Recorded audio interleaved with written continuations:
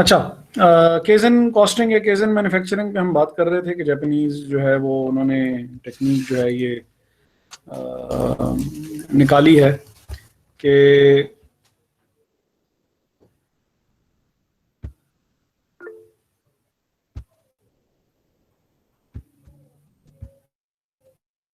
अच्छा, ये screen share हो रही है आप लोगों के साथ? नो सर, अब हो गई है। अब हो गई है, ठीक है।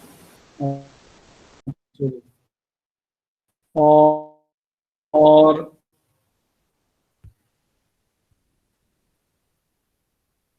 केजन कॉस्टिंग या केजन मैन्युफैक्चरिंग ये है कि एक हमारी कॉस्ट होती है, हम उसको प्राइसिंग की टेक्निक है जो नॉर्मली यूज़ की जाती है, और वो ये यूज़ की जाती है कि आप चीज़ पहले मैन्युफैक्चर करेंगे, मैन्युफैक्चर करने के बाद फिर आप ये देखेंगे कि चीज़ में प्रॉफिट जो है वो कितना ऐड करना है। तो first of all you will prepare step 1, usually इसको हम कॉस्ट प्लस प्राइसिंग कहते हैं कि step 1 product will be prepared and a cost is ascertained, और step number 2 a profit is added to the cost of the product to establish a price, which will be offered to the customer. Target costing जो है वो इसके ज़रा थोड़ा सा concept बिल्कुल जो इंट्रोड्यूस किया जापानीज़ ने वो ये किया कि इसको हम रिवर्स कॉस्टिंग भी कहते हैं। रिवर्स कॉस्टिंग और टारगेट कॉस्टिंग या केजन कॉस्टिंग,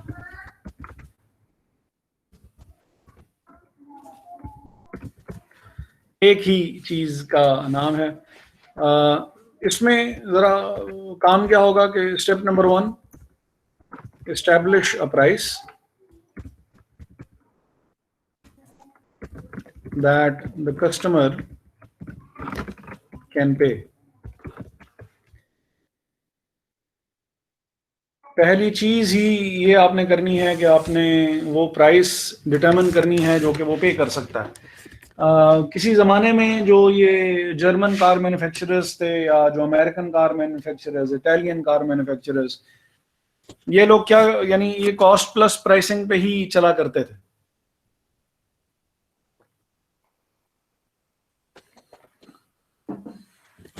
प्राइस आप अफोर्ड कर सकते हैं या नहीं कर सकते हैं, एक स्पेसिफिक नीश के लिए वो अपनी प्रोडक्ट बनाया करते थे और उसी प्रोडक्ट के हिसाब से ही उसकी प्राइस सेट की जाती थी, और उसी प्राइस के हिसाब से लोग बहुत इजीली वो चीज़ परचेज करने के लिए तैयार भी हुआ करते थे और पे करके और चीज़ खरीद भी लिया करते थे।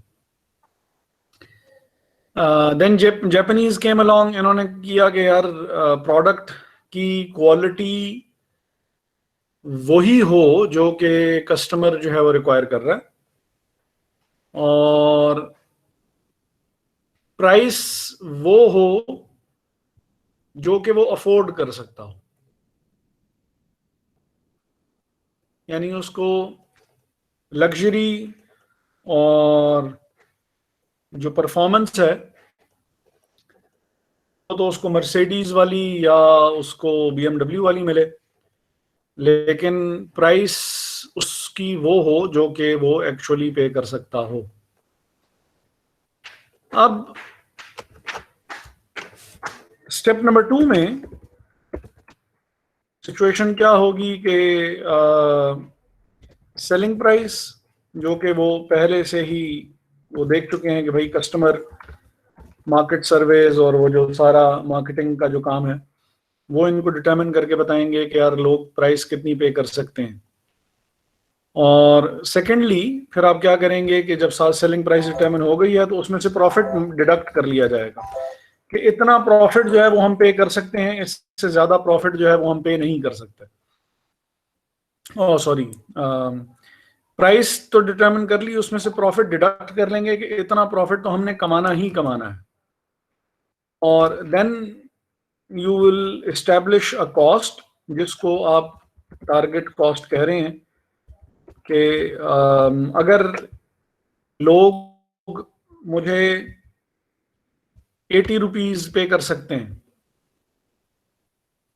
80 से ज्यादा पे नहीं कर सकते,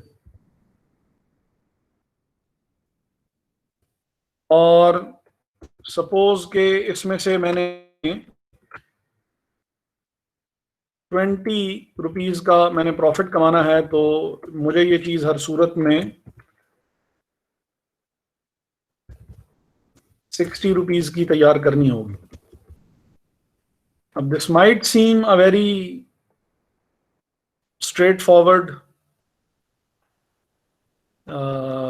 एंड इजी कॉन्सेप्ट के यार क्या मसला है इसमें कि अगर, लेकिन जो चीज 180 की बन सकती है, अगर वो चीज आपने किसी को यानी 180 पे जो चीज, सपोज 160 की एक चीज जो प्रिपेयर होने में जिसकी कॉस्ट लगेगी, अगर आपको वही चीज 60 की बनानी पड़े, और माइंड यू के this target cost is all inclusive, means के इसमें प्रोडक्ट कॉस्ट भी शामिल है और इसमें पीरियड कॉस्ट भी शामिल है। प्रोडक्ट और पीरियड दोनों किस्म की कॉस्ट जो है वो इसके अंदर इंक्लूडेड है। सर ये कॉन्सेप्ट जरा आप अगेन रिपीट करेंगे?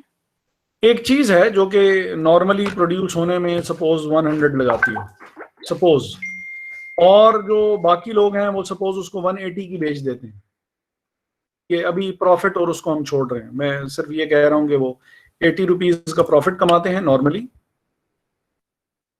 100 रुपीज में प्रोडक्ट तैयार होती है नॉर्मली, और वो चीज 180 की नॉर्मल हालात में बेच दी जाती है। यानी नॉर्मल कॉस्ट प्लस प्राइसिंग में क्या होगा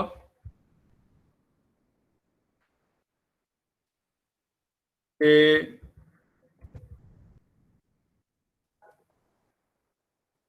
cost plus profit is equal to selling price. ये काम नॉर्मली चलता है।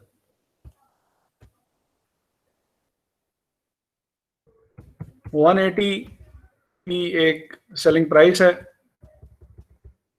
डिटरमिन आपने कैसे की है, आप 100 की चीज बनाते हैं, प्रोड्यूस करने में 100 लगते हैं मटेरियल, लेबर और एफओएच डाल के, 80% आप प्रॉफिट चार्ज करते हैं अपनी प्रोडक्ट पे, जो कि कॉस्ट का ही 80% है। सपोज तो मार्कअप आप 80% करते हैं और सेलिंग प्राइस आपकी 180 है। तो यही चीज अगर टारगेट कॉस्टिंग में हो, और ये 180 हर बंदा अफोर्ड नहीं कर सकता, हम ये भी कि प्रोडक्ट की क्वालिटी इतनी हाई है, मर्सिडीज है या बीएमडब्ल्यू है, हर बंदा अफोर्ड नहीं कर सकता। तो प्राइस ऐसी हो जो कि वो अफोर्ड कर सकता हो। सर कम्पिटिटिव प्राइस नहीं रखेंगे सर, क्योंकि जो दूसरी मॉडल्स आ रहे हैं तो उसके मुताबिक वो एक कम्पिटिटिव प्राइस बनाएगा, ना कि जो है वो कस्टमर को देखे। मुझे क्वेश्चन की समझ में नहीं आई सर। वो कम्पिटिटिव प्राइस नहीं बनाएगा, आप जैसे आप कह रहे हैं 180 जो है वो इज टू हाई, तो वो अपने जो मार्केट में जो उसके कंपेटिटर जो है वो जो उनकी सेलिंग प्राइस है उसके मतलब उससे कम रखे।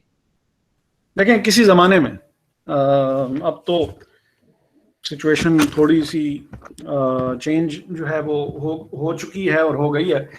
किसी ज़माने में अमेरिकन्स जो हैं वो जापानीज कार को समझते थे कि ये this is the most cheapest car used by the most, mind ना कीजिएगा, पैथेटिक पीपल। जर्मन वो जर्मन क्या जापानीज कार्स कौन यूज करता है? दे यूज टू से कि यार अगर गाड़ी यूज करनी है तो टेक्नोलॉजी अमेरिकन होनी चाहिए, या Japanese means के this is something very cheap, cheap in rupee sense and cheap in quality sense, कि यार ये कोई मज़ेदार चीज़ नहीं होती है, बहुत ही फारिग किस्म की होती है, जिसके पास बिल्कुल ही कुछ करने के लिए नहीं है तो वो जापानीज कार्स जो है वो परचेज कर ले। अब ऐसी मार्केट में अगर टोयोटा जाना चाहता है, अगर होंडा जाना चाहता है, जहाँ पे पहले ही लोग ज़रा ब्रांड कॉन्शियस हैं और वो थोड़े से तासुबियत भी उनके अंदर है कि वो अपनी ही मैन्युफैक्चर की हुई चीज़ लेना चाहते हैं, तो वहाँ पे अगर आप प्राइस कंपेटिटिव रखें भी या रखना चाहें भी या रख भी दें तो आपकी चीज़ प्रोडक्ट कौन खरीदेगा? फरारी है, जो मर्जी कर लें, लेकिन अगर आपको फरारी की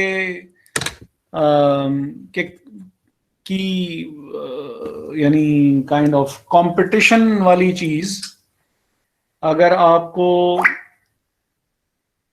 एक बहुत ही लग्जरी और परफॉर्मेंस, जो मैं कह रहा हूँ ना, लग्जरी जो है वो जैसे मर्सिडीज जो हैं वो they are known for their luxurious style, performance के लिहाज से अगर आपने देखनी है तो BMW जो है वो उसका एक अपना नाम है और उसका एक अपना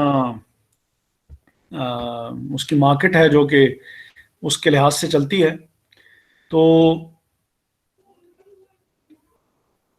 कंपेटिटिव प्राइस रखेंगे, ठीक है, वो बाज़ जगहों पे काम कर जाएगी, बाज़ जगहों पे काम जो है वो नहीं करेगी। जिस ज़माने की मैं बात कर रहा हूं उस ज़माने में सिचुएशन कुछ इस तरह की थी कि कंपेटिटिव प्राइस अगर आप रखेंगे और अगर आपने नई मार्केट में दाखिल होना है तो आपको कोई लिफ्ट नहीं कराएगा। लोग पहले ही, कुछ ब्रांड्स ऐसे हैं कि जिसके साथ वो कंफर्टेबल हैं पहले से ही और वो नई चीज़ ट्राई करने के लिए या उस तरफ जाने के लिए तैयार नहीं है। अगर आपने उनको अट्रैक्ट करना है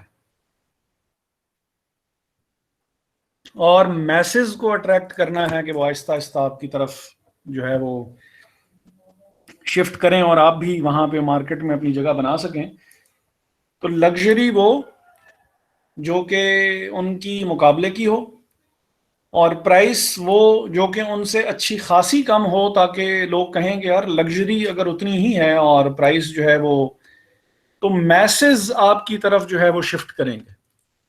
बाकी जो बंदा फरारी अफोर्ड कर सकता है वो ऑब्वियसली कभी भी टोयोटा या होंडा की तरफ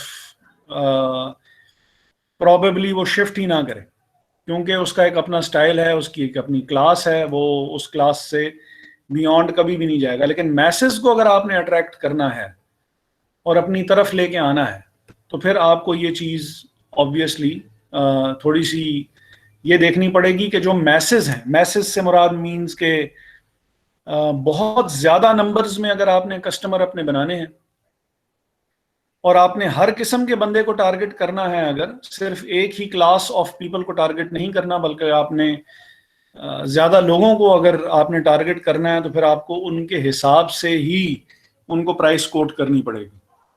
सर, जिस तरीके से अब टोयोटा ने जो है वो GID का सिस्टम जो इंट्रोड्यूस कराया था, हाँ जी, तो वो भी मतलब कस्टमर गेन करने के लिए किया था कि मतलब according to the needs of the customer जो है उसके मुताबिक गाड़ी वगैरह जो है वो उसके ऑर्डर कर सकते हैं। देखिए just in time working environment तो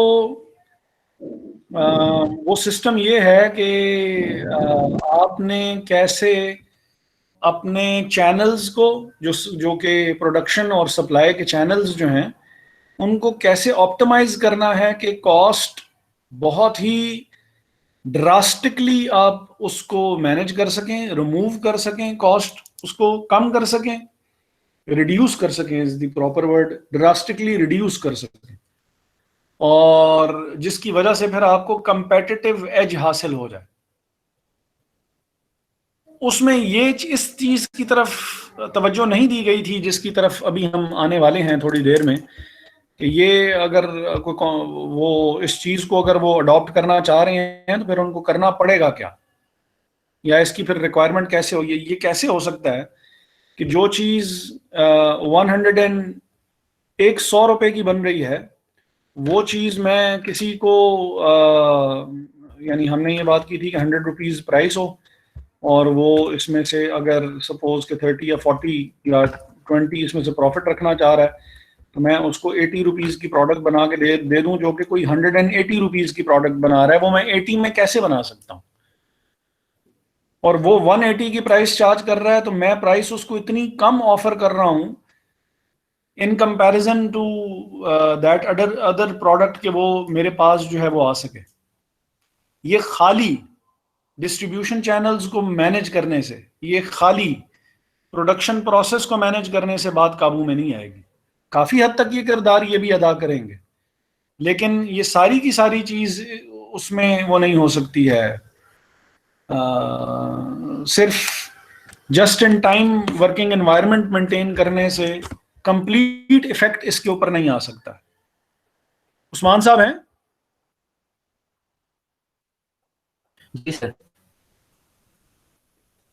अच्छा, तो या कोई और यार सप्लाई चेन का है कोई हमारे साथ? जी सर, नाम क्या है? सप्लाई चेन का तो नहीं सर, लेकिन sir I have a bit knowledge understanding of this JIT and lean and such, मतलब के टेक्नोलॉजीज। ठीक है, क्या क्या इसके फीचर्स क्या क्या हैं और ये क्यों इम्प्लीमेंट की जाती है? और जीआईटी में दो चीज़ें होती हैं। आप जो आफ्टर सेल सर्विसेज होती हैं, या आप एक तो टाइमली आप पहुंचाना चाहते हो प्रोडक्ट टू द कस्टमर, तो आपकी सर्विसेज जो हैं वो इम्प्रूव होते हैं। एक तो ये हो गया, पुल हो रहे होते हैं कि जैसे डिमांड आती है और वहाँ पे प्रोडक्शन चलना शुरू हो जाता है, और वैसे ही आप प्रोडक्ट पहुंचाने शुरू कर देते हो अपने जो कस्टमर्स हैं, चाहे वो B2C हो या B2B हो। एक तो ये है। दूसरा सर ये है कि आपकी वेयर हाउसिंग कॉस्ट जो है वो बहुत मेहनत किस्म की होती है, बहुत ज़्यादा होती है। जो जब JIT होता है, वो वर्क क्या करता है, वेयर हाउसिंग कॉस्ट को बहुत कम कर देता है, क्योंकि आपके पास ऑर्डर आता है और आप बनाते हो, ठीक है, और वो जैसे बनता है वैसे ही डिलीवरी होती है उसकी, आपके पास वेयर हाउसिंग कॉस्ट बिल्कुल रिड्यूस हो जाती है इसके। और सर कंपनीज प्रोडक्शन कॉस्ट तो बहुत कम कर सकते हैं, आप कम नहीं कर सकते, क्योंकि सारे एक ही प्रोडक्शन मेथड से एक चीज़ बना रहे होते हैं। आप क्या करते हो, इन्वेंट्री मैनेजमेंट करते हो, उसकी इंप्रूवमेंट करते हैं। सर उसमें क्या है, वेयर हाउसिंग जैसी कॉस्ट है, अगर आप वो सिग्निफिकेंटली रिड्यूस कर लो अपने कंपटीटर्स के मुताबिक, तो ये कॉस्ट रिडक्शन है। तो इधर आपको ये सेविंग मिलती है। तो और ये आपके सेविंग्स रिफ्लेक्ट होती है आपके अंडरलाइन नेट इनकम वगैरह। सर फिर आप यही सेविंग यूज़ करते हैं, कॉस्ट की R&D करते हैं, उससे अपने प्रोडक्ट की डिज़ाइंस वगैरह में इम्प्रूवमेंट लाते हैं। तो वो आपको मतलब कंपटीशन में स्टे अहेड करने में मदद करता है, मार्केट लीडर में, क्योंकि फिर आप प्रोडक्ट डिज़ाइन करते हो, क्योंकि आपके पास ज़्यादा पैसा होता है। तो GIT के कंसेप्ट दो तीन चीज़ों को लिंक कर रहा होता है कि मतलब it feeds into lot of things. एक तो कॉस्ट तो कम होती है सर। दूसरा कि आपकी जो प्रोडक्ट डिलीवरी है और सर्विस डिलीवरी है वो इम्प्रूव होती है। जैसे अमेज़ॉन है, उसका सबसे ज़्यादा बेहतरीन सिस्टम है JIT का, कि वो 2 डेज क्या सिंगल डे डिलीवरी का के ऊपर अभी वो काम कर रहे हैं। अलीबाबा भी काम कर रहा है सर। तो ये चीज़ें हैं। जी तारिक साहब कुछ मजीद ऐड करना चाहेंगे इसमें? जी सर, वो बस यही एक फर्दर चीज है कि आपकी एक तो वेयर हाउसिंग कॉस्ट कम होती है, प्लस आपकी जो इन्वेंट्री की कैरिंग कॉस्ट है वो आपकी रिड्यूस हो रही होती है।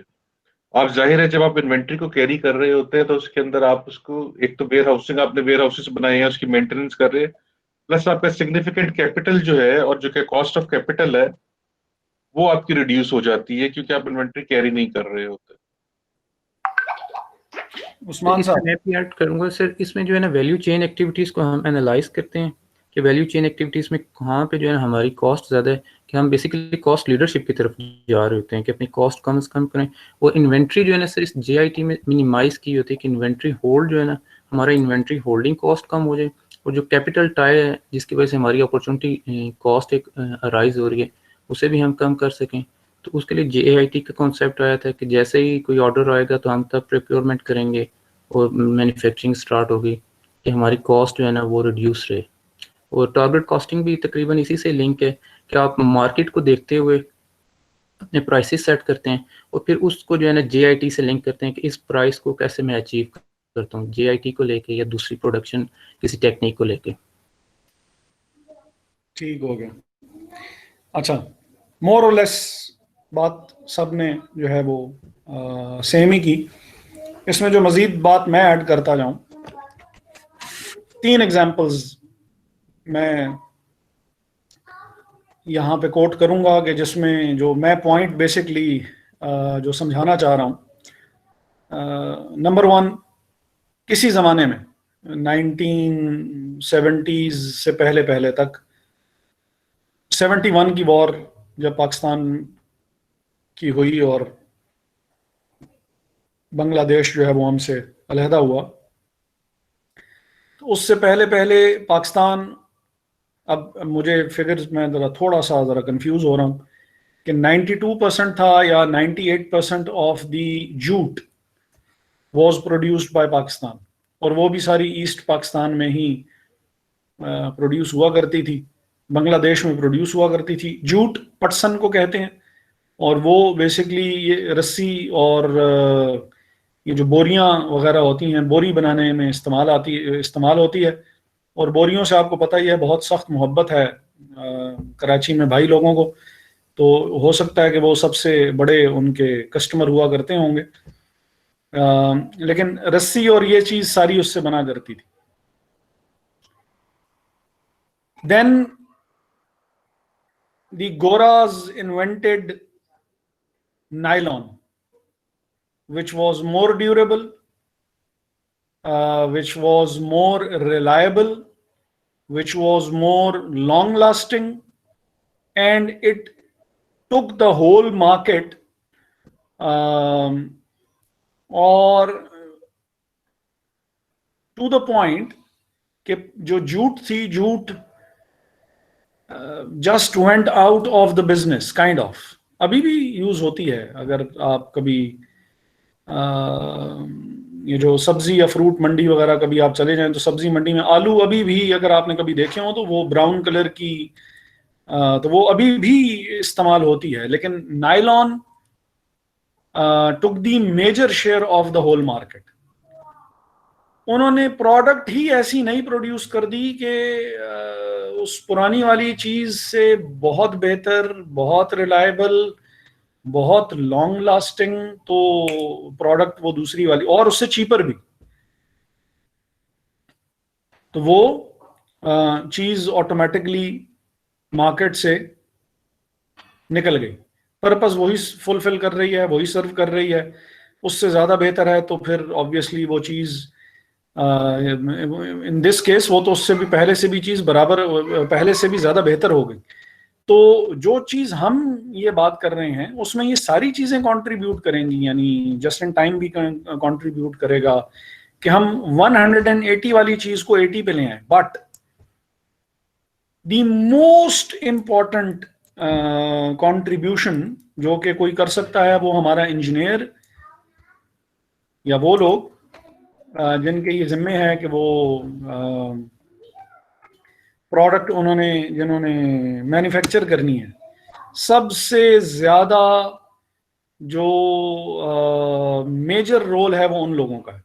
उसमें ये सारी चीजें कंट्रीब्यूट करेंगी, जैसे वो शेर साहब ने भी कहा। शेर ही है ना जी?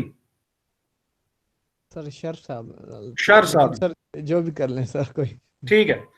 जो शर साहब हैं, जो कि हमारे शेर साहब हैं, तो जो उन्होंने बात की कि भाई आप कॉस्ट सेव करेंगे और उस कॉस्ट को सेव करने के बाद फिर आप ऑब्वियसली उससे आप यानी इस चीज का काम करेंगे कि पैसे बचाएंगे, R&D होगी, प्रोडक्ट इंप्रूव होगी, और आप अपने आप को कंपेटिटिव एज अपना आप बरकरार रखेंगे। ये चीज भी कंट्रीब्यूट करेगी, ये जस्ट इन टाइम वाली चीज भी कंट्रीब्यूट करेगी।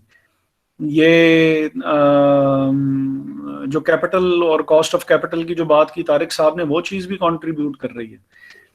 लेकिन बहुत ड्रास्टिक चेंजेस लेके आए। अब ये जो जो अब जापानीज कार मैन्युफैक्चरर्स की जो मैं बात कर रहा हूँ, ये जो कार्बन फाइबर जो है ये इन्होंने ही इंट्रोड्यूस करवाया,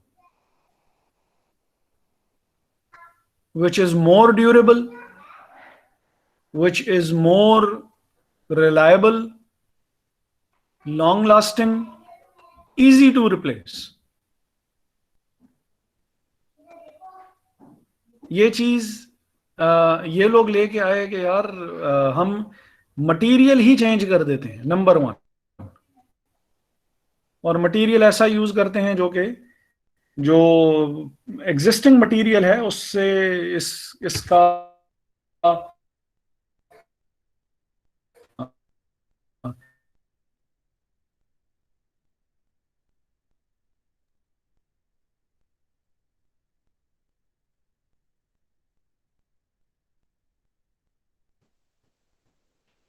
इसने काफी चीजों को चेंज किया। नंबर 3, यार अब अभी अभी जहन से वो रिस्ट वॉच की कंपनी है, अभी अभी कंफ्यूज हुआ हूँ। रोलेक्स सर, जी, रोलेक्स। रोलेक्स नहीं,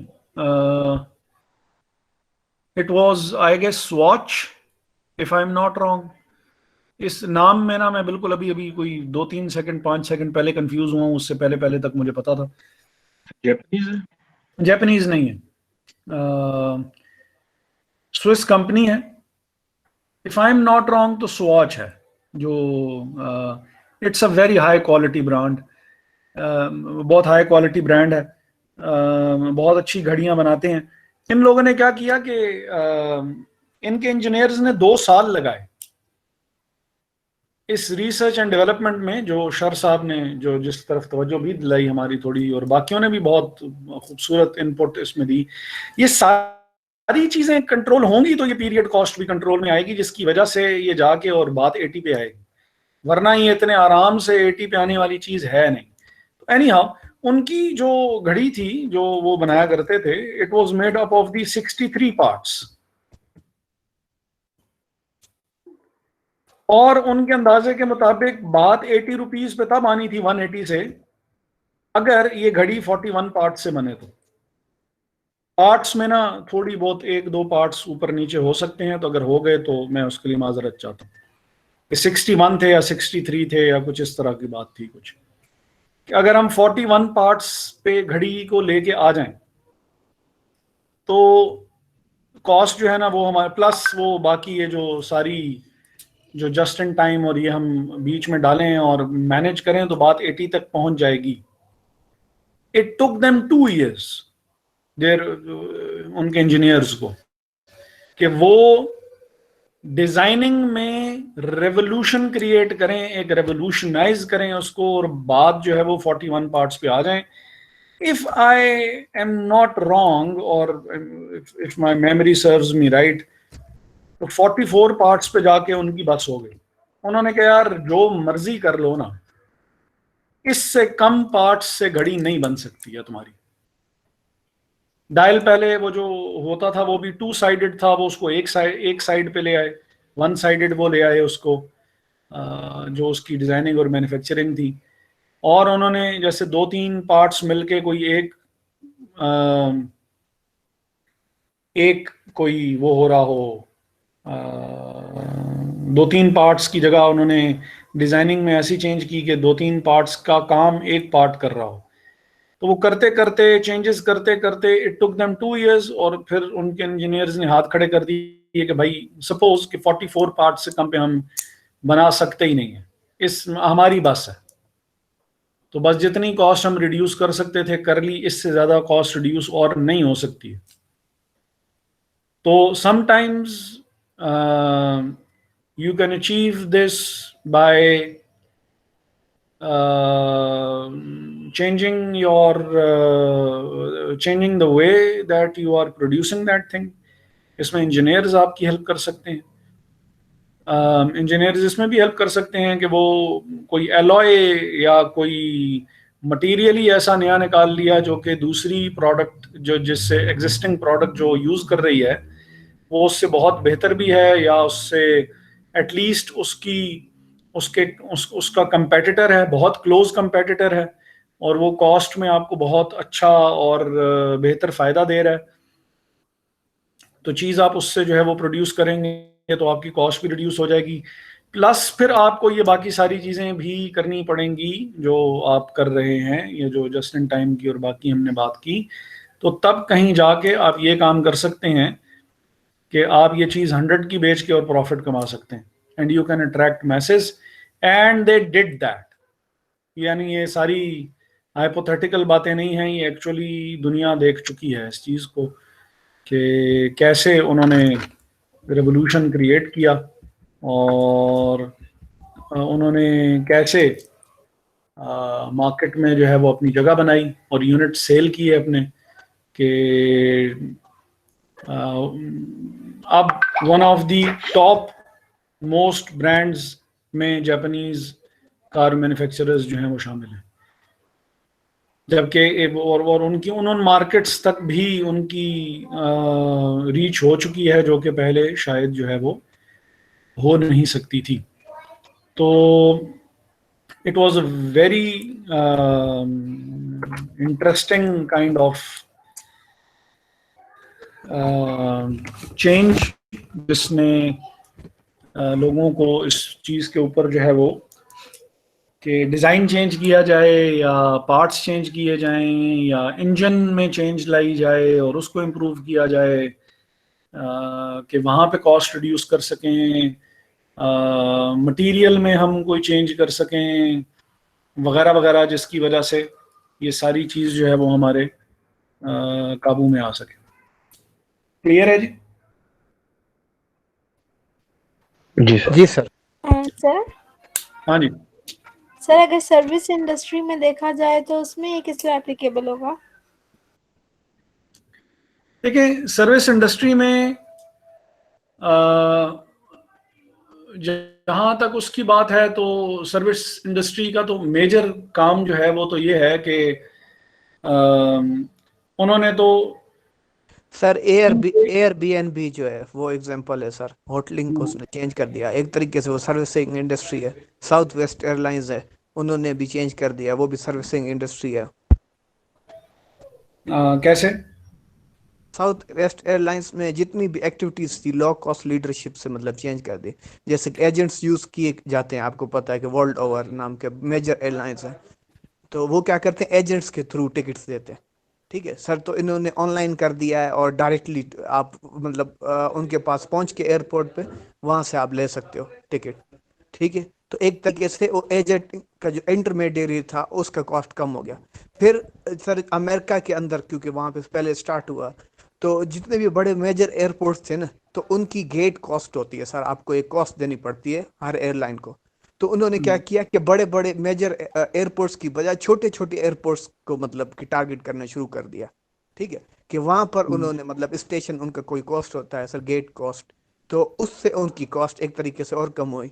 तो सर और दूसरी क्या है कि जो उन्होंने एक मार्केट आइडेंटिफाई की कि फ्लायर्स जो हैं फ्रिक्वेंट फ्लायर्स जो अमेरिका के विद नहीं है अंदर, क्योंकि बहुत बड़ा एक मतलब जोग्राफिकल मतलब बहुत बड़ी कंट्री है.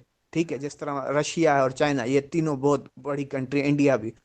तो अब उन्होंने देखा कि लोग अंदर इंटरनल जो ट्रैवल करते हैं ना, वो लग्जरी के लिए नहीं करते, वो बिजनेस रिलेटेड होते हैं, अपने फैमिलीज के लिए मिलने जाते हैं.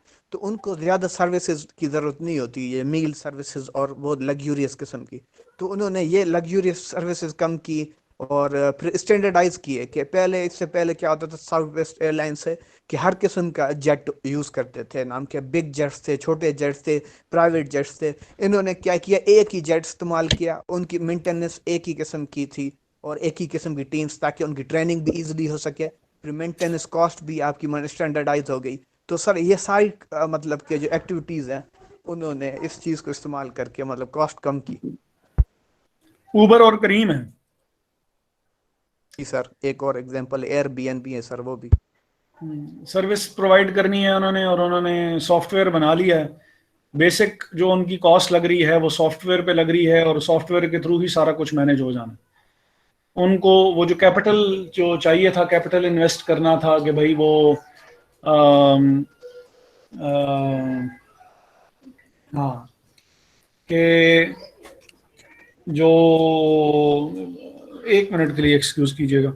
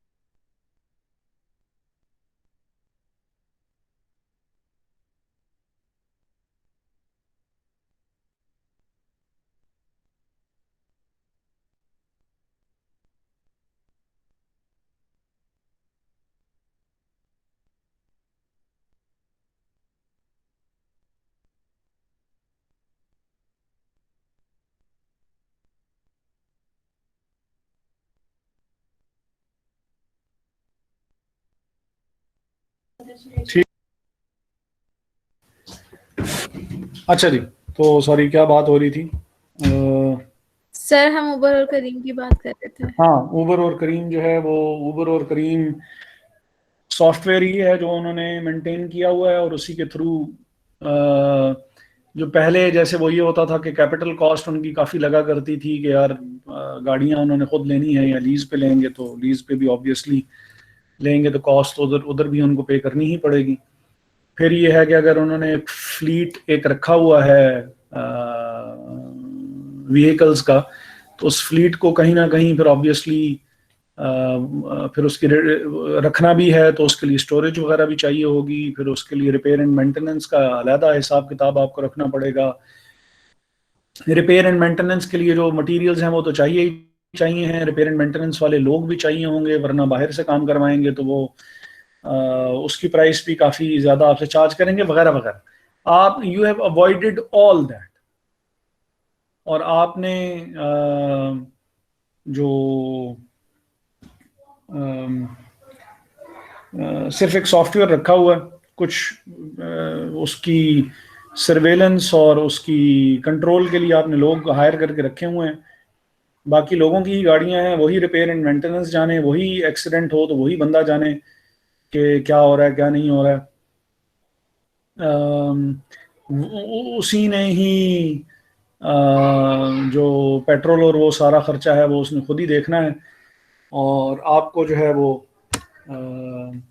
सिर्फ चीज़ें मैनेज करनी है। तो उसमें भी वक्त के साथ साथ ये SWVL है, अभी पब्लिक ट्रांसपोर्ट की तरफ चले गए हैं, वगैरह वगैरह। यानी एग्जांपल्स जो हैं वो सर्विस में भी हो सकती हैं।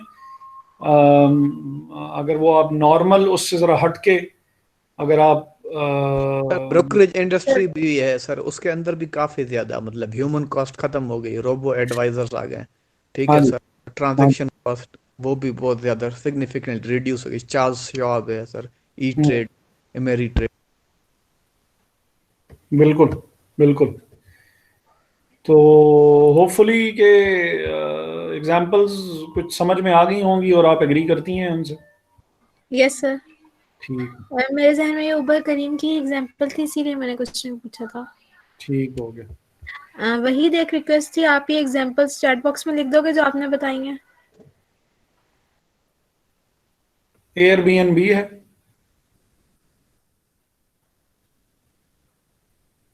सर ये जी जो भी ब्रोकरेज की बता रहे थे। ठीक है। ठीक है जी। सर बैंकिंग में एटीएम मशीन जो थी सर 90s में जब ये इंट्रोड्यूस करवाई की थी, लेट 90s, उसका कॉन्सेप्ट यही था कि आप टारगेट को अपने जो है ना मार्जिन आपके कम हैं तो आप एटीएम मशीन ऐसी लेके, मशीन का था बेसिकली कि लेके आए जो कि आगे बैठा हो जो आपका टेलर था उसे रिमूव कर दीजिए। बेसिकली लोग जो है ना वो ज़्यादातर अपने हाउस होल्ड के लिए डेली करते होते थे कैश विदड्रॉल। उनका कि ऐसी जो हो जो सेल्फ पिक करे और एक ही हो पर्सन जो कि तकरीबन विद इन दी सिटी वो कर सके अपने 9 to 5 में। तो एटीएम का फिर कॉन्सेप्ट आया था कि वो रिड्यूस करने के लिए। ठीक हो गया। तारिक साहब कुछ आप, या जो बातें हैं वो सेटिस्फैक्टरी हैं? सर बड़ी वैलिड एग्जांपल्स हैं सारी, और क्या कहते हैं, आई टोटली एग्री कि मतलब सर्विसेज के अंदर बेसिकली मेडिकल सर्विसेज भी इस तरफ जा रही हैं, जो मैं रिसेंटली इसको स्टडी कर रहा था, कल परसों ये स्टडी देख रहा था कि इस टाइम पे मतलब पाकिस्तान के कॉन्टेक्स्ट में बात हो रही थी कि लोग 60 या 70 लाख रुपया कम से कम देके अब डॉक्टर बन रहे हैं, और ये आने वाले टाइम के ऊपर प्रोफेशन जो है ये बिल्कुल लीड कर जाएगा कम से कम बेसिक लेवल के ऊपर। आप लोग सिस्टम के ऊपर बैठ के अपने सारे सिम्टम्स डालेंगे, कि आपकी प्रॉब्लम है वो आप डालेंगे, और आपको बेसिक जो ड्रग्स है वो आपको वो निकाल दिया करेंगे। आप अकाउंटिंग के अंदर इसी तरह हुआ है, सॉफ्टवेयर आए और आपकी क्या कहते हैं अकाउंटिंग कॉस्ट जो है आपकी रिड्यूस हो गई। तो जाहिर है इन सारी चीजों की तरफ ये डेवलपमेंट टेक्नोलॉजी आ रही है, और मेडिकल प्रोफेशन तो एक बहुत बड़ा ब्रेक थ्रू है इसके अंदर। और इसी तरह ये जो हमारी क्या कहते हैं कैंपस कॉस्ट है, ये जो ऑनलाइन के बाद एक बहुत बड़ा मतलब ब्रेक थ्रू है कि जो मतलब आप ऑक्सफोर्ड जाके पढ़ रहे हैं या मुख्तलिफ जगहों पर जाके पढ़ रहे हैं, तो वही सारी चीज जो है अब आपको फिजिकली मूव नहीं करना पड़ेगा। आप आने वाला टाइम ऐसा होगा तो आप ये सारा कुछ ऑनलाइन पढ़ेंगे, और आपको क्या कहते हैं बेहतर टीचर कम कॉस्ट में आपको अवेलेबल हो जाएंगे। आपकी मतलब कॉस्ट रिड्यूस हो जाएगी, कैंपसेस की कॉस्ट और इस किस्म की कॉस्ट आपकी कम होने लगी है। ठीक हो गया। अच्छा, तो अब हम इस पे इस तरह करते हैं कि न्यूमेरिकल देख लेते हैं कोई, और जस्ट एक बात सर अगर आपकी इजाजत से और ऐड करना चाहूंगा कि ये मतलब थोड़ा सा क्या कहते हैं अभी लोगों में हमारी जो मतलब ये बिल्कुल नई वाली जनरेशन है, मिलेनियल्स जो है इनको शायद आइडिया ना हो इस चीज का। हम भी शायद इतने पुराने नहीं हैं, लेकिन बात यह है कि जो सेकंड वर्ल्ड वॉर के बाद जो आजकल चाइना है वो उस टाइम पे जापान था। मतलब ये ज्यादा बेहतर, मतलब अगर कोई समझना चाहे उस दौर के कॉन्सेप्ट को, जी जी, कि बिल्कुल जिस तरह जो आज चाइना है, जिस तरह कहते हैं कि चाइना हर चीज बना लेता है, बहुत लो कॉस्ट बना लेता है, तो सेम इसी तरह जो था वो जापान था। और उसने चूंकि अपने आप को दोबारा रिवाइव करना था, तो उसने हर ऑर्डर और हर चीज को पिक किया था। और यूरोप जो है वो आज भी लग्जरी के अंदर है, और आज भी नीश के अंदर है, और शायद आने वाले टाइम में भी रहे। लेकिन बिल्कुल उसी तरह मतलब जो जो जो आजकल चाइना है वो उस टाइम पे जापान था। ठीक।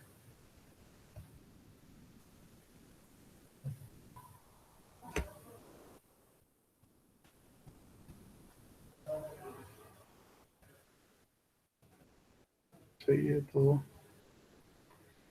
जरा क्वेश्चन इसका थोड़ा सा ढूंढने में मुझे थोड़ा सा टाइम लग जाएगा, तो उसके लिए मैं जरा माजरत चाहूंगा। आज जरा थोड़ी सी चीजें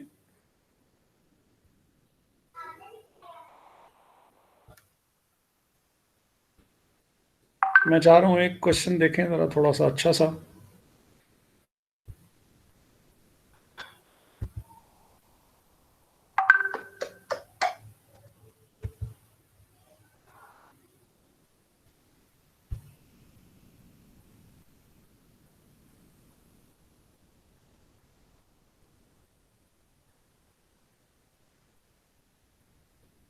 अच्छा यार, वो लीनियर प्रोग्रामिंग भी हमने देखनी थी। चलें वो भी देखते हैं फिर।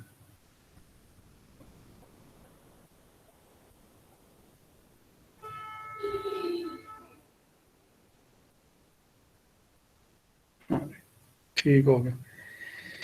अच्छा, लेकिन शाइन लिमिटेड ये होपफुली सबको विजिबल और लेजिबल है ये सारा। चलें, अब तो ना भी हुआ तो अब तो हो गया होगा। Heiligen Schein Limited is a German wristwatch making company. It is currently thinking about extending its product range and wants to include a single-sided bezel watch to its collection. The proposed new watch would not only be cost-effective than the watches that the company has in its product line, but the bezel would add certain new features that are usually not available in the existing product line. The watchmaking process adopted by the company is passed through generations. It is complex and time consuming. The materials are carefully selected and the main production process is carried out by only a handful of people. At the final stage of the refinement and finishing, the product goes into the factory. The production related overheads are applied and absorbed on the basis of hours consumed by the person making the watch, that is, on direct labor hour basis. The company, however, is considering the target costing approach for the new product line. The details regarding the new product and the new proposed system are as follows. यहाँ तक तो wrist watch making company है और उसके ऊपर ही जो है वो ये सिचुएशन कुछ वो है कि materials are carefully selected, labour काम करती है इसके ऊपर, हैंडमेड है सारा काम, और जो FOH है वो भी डायरेक्ट लेबर आवर्स बेस्ड। ठीक है, तो ये तो वो हो गई जो कि the details regarding the new product and the new proposed system are as follows. Revenue details हैं जी. Prevailing market value of the similar watches with almost same functions is in the range of 410 to 430. So the management has decided to set the selling price at $416. The profit margin should be 25%. अब ये तो हो गया हमारी revenue और profit की detail, और फिर अब कॉस्ट की डिटेल आ रही है। The main component used in the manufacturing process will cost, यार इसको कॉपी कर लेते हैं ताकि ये किसी एक ही पेज पे, पता नहीं आता है कि नहीं आता, लेकिन शायद आ ही जाए।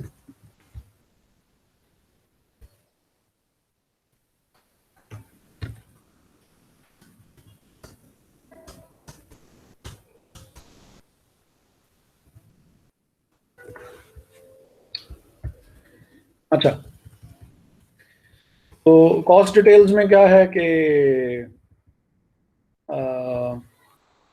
The main product used in the manufacturing process will cost 441. It is purchased in bulk and usually in 36,000 units. Delivery cost per batch is 5,600. ठीक है जी।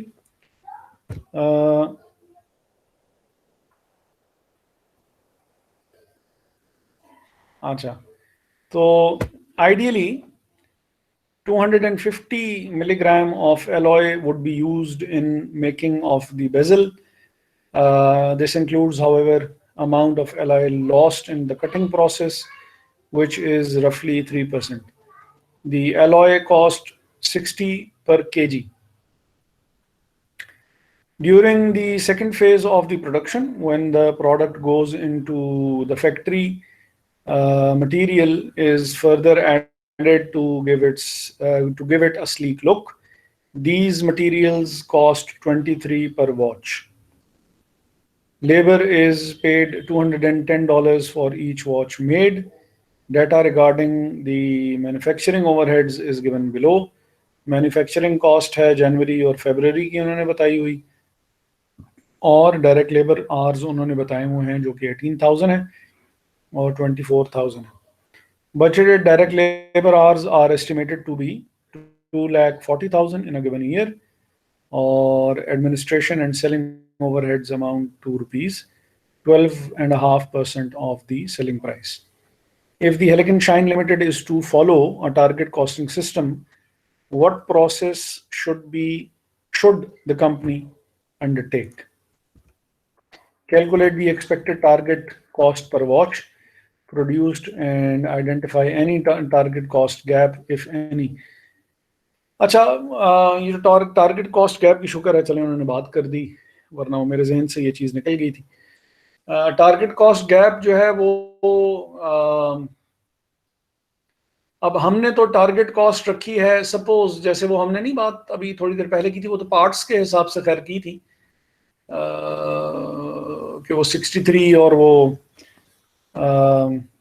एक है जो आपने टारगेट लगा के रखा हुआ है कि ये चीज मैंने इतने में प्रोड्यूस कर लेनी है, और एक उसकी एक्चुअल कॉस्ट होगी जो कि जब वो चीज बनेगी तो फिर वो आपके सामने आएगी। इन दोनों का जो डिफरेंस है that would be the target cost gap, जितने में वो चीज एक्चुअली मैन्युफैक्चर हो जाएगी जिसको हम एक्चुअल कॉस्ट कह सकते हैं, और एक टारगेट कॉस्ट जो है इसको हम टारगेट कॉस्ट गैप कहेंगे।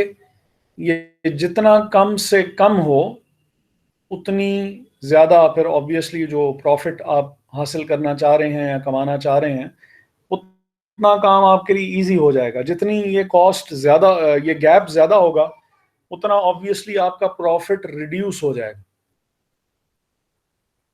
मैं ज़रा अगर इस बात को समझा नहीं पाया हूँ तो सपोज कि हम चाहते थे कि हम प्रोडक्ट 80 में बना लें, अगर 80 में ये चीज़ तैयार होगी तो 100 में बिकेगी तो 20 का प्रॉफिट कमाएंगे। अगर सपोज कि ये प्रोडक्ट 80 की नहीं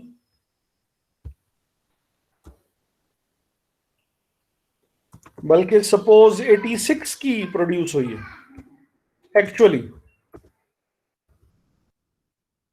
इसका मतलब है कि फिर आपका प्रॉफिट जो है वो आप 100 ऑब्वियसली आप नहीं कमा सकते हैं। प्रॉफिट फिर आपका कितना हो जाएगा, 100 minus x is equal to 86, 14 और 14 हो जाएगा ऑब्वियसली। 6 रुपए अगर कॉस्ट बढ़ गई है तो 6 रुपए से प्रॉफिट आपका जो है वो रिड्यूस हो जाएगा।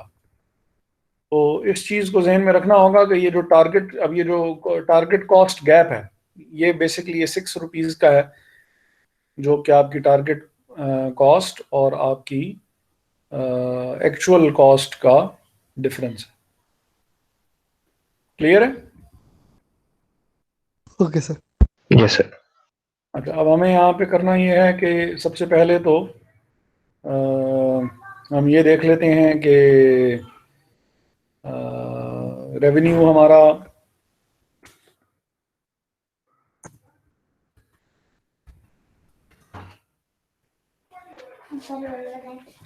ठीक, थैंक यू।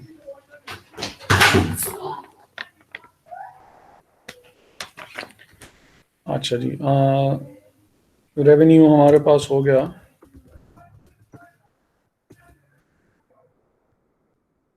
$416।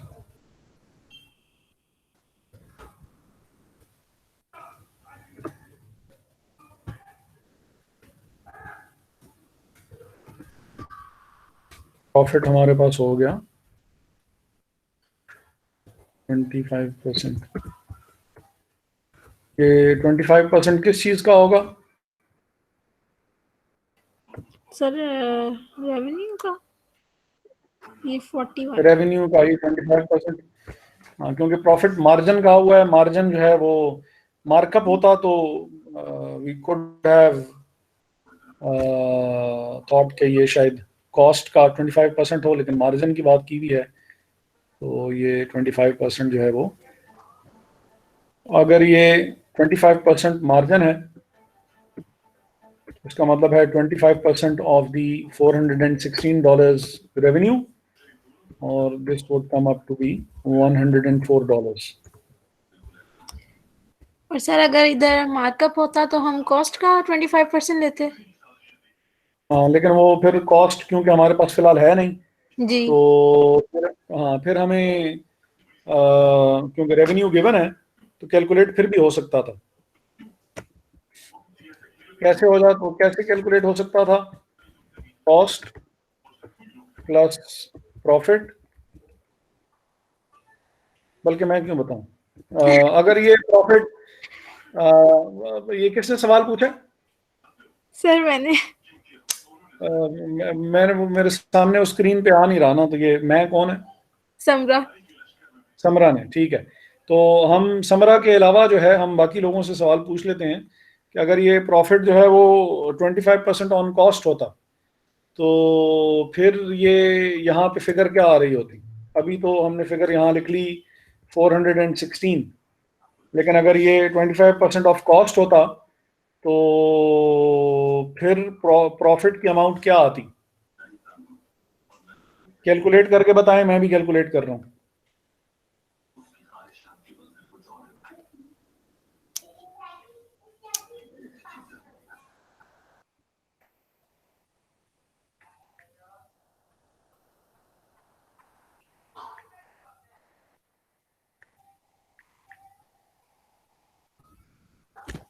जी क्या वैल्यू आ रही है? तारिक साहब,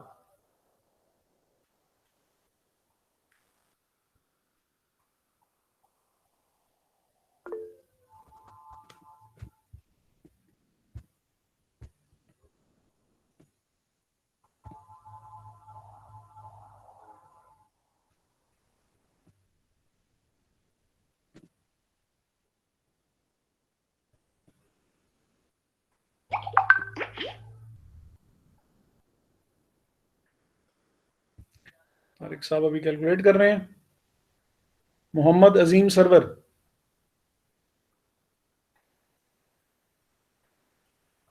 सर कैलकुलेट कर रहा हूँ सर। अच्छा। जैन शाहिद, सर अभी कैलकुलेट कर रहा हूँ, 1 मिनट सर। अच्छा।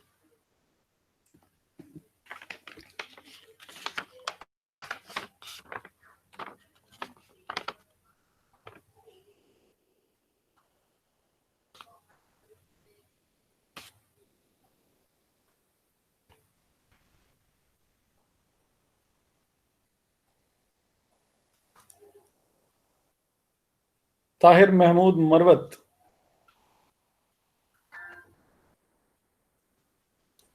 जी सर। मैंने कहा क्या आ रही है वैल्यू उसकी प्रॉफिट की?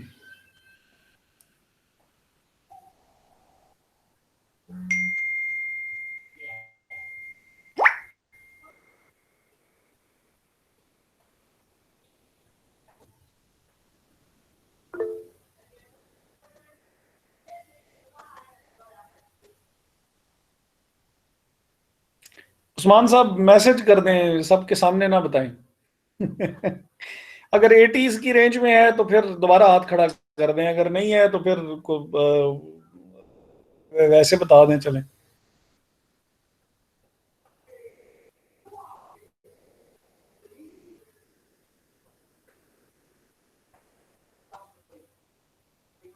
सर मैं आपको व्हाट्सएप कर रहा हूँ। ठीक है।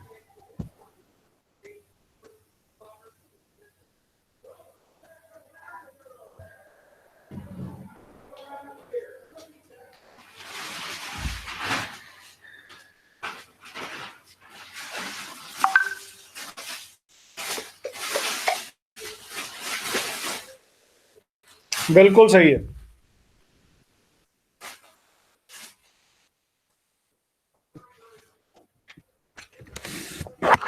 Thank you sir. सर 83.2।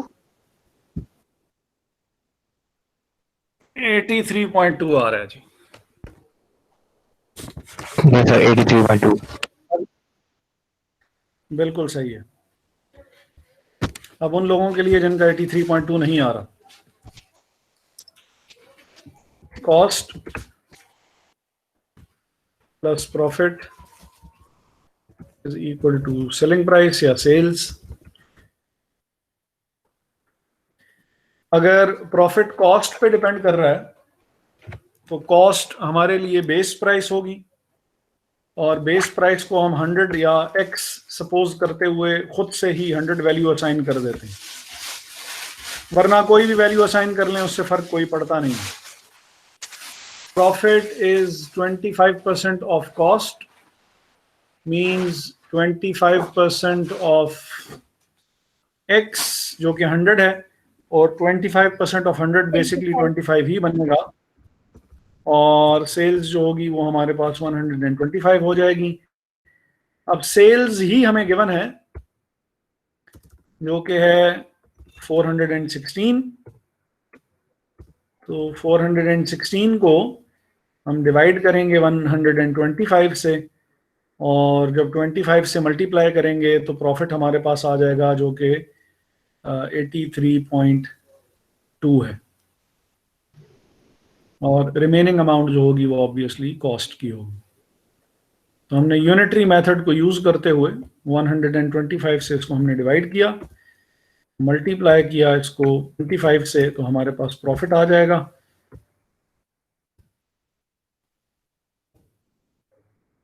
और ये तब होगा कि अगर प्रॉफिट इज 25% ऑफ कॉस्ट हो तो, और अगर वो कॉस्ट का यानी वो नहीं है और मार्जिन है, तो फिर हम सीधा सीधा सेल्स का 25% ले लेंगे। किसको ये बात समझ में नहीं आई है? सर ये ऐसे भी तो कर सकते हैं ना, 416 सर मल्टीप्लाई बाय 100 और सर डिवाइड बाय 125 कर देंगे सर, तो 332 आ जाएगा सर। उसको फिर ठीक है, 416 में से माइनस कर देंगे तो 83.2 आ जाएगा। बिल्कुल सही है। इस तरह करेंगे बिल्कुल डायरेक्ट ही प्रॉफिट निकल आएगा। अगर वो उस तरह करना चाहते हैं तो भी बिल्कुल सही है, बिल्कुल सही है।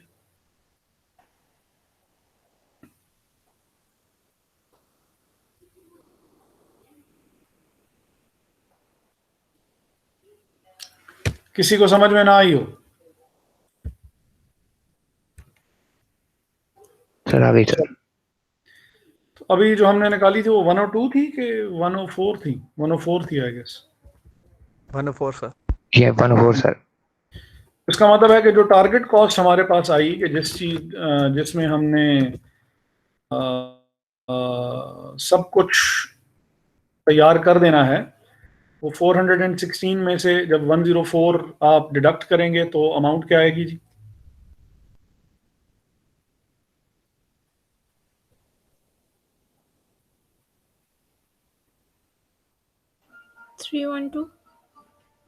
सर 312। अब हम देखते हैं कि क्या हमारा इरादा तो 312 में चीज बनाने का है, लेकिन क्या हम चीज 312 में बना भी रहे हैं कि नहीं बना रहे हैं। उसके लिए अब हम इस कॉस्ट डिटेल को हम यूज करेंगे। ठीक है जी सर। अब इसमें ये तो हमारे पास हो गई टारगेट कॉस्ट है। अच्छा, फिर हमारे पास कॉस्ट कैलकुलेशन हो गई।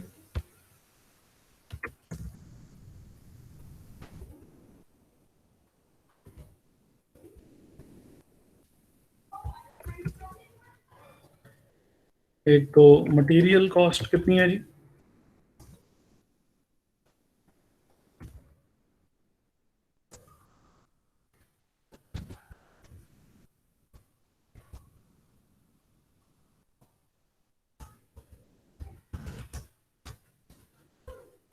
मेन कंपोनेंट है 41 रुपीज, $41 का।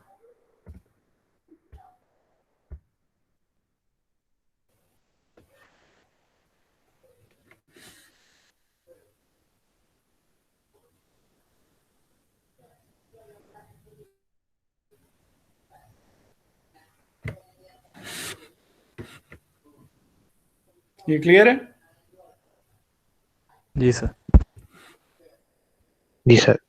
The main component used in the manufacturing process will cost $41. It purchased in bulk. एक बैच जो है वो 36,000 यूनिट्स का होता है।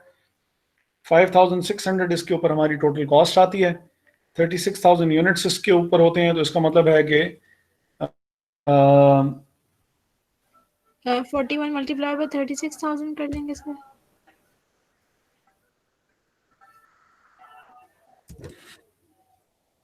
ऐड करेंगे हम इसमें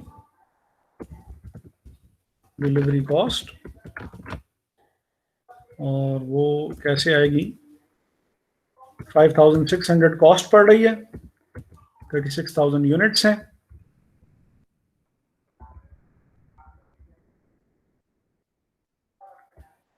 36,000 यूनिट्स हैं और 5,600, यानी उसके अलावा ये डिलीवरी कॉस्ट हमें पड़ती है।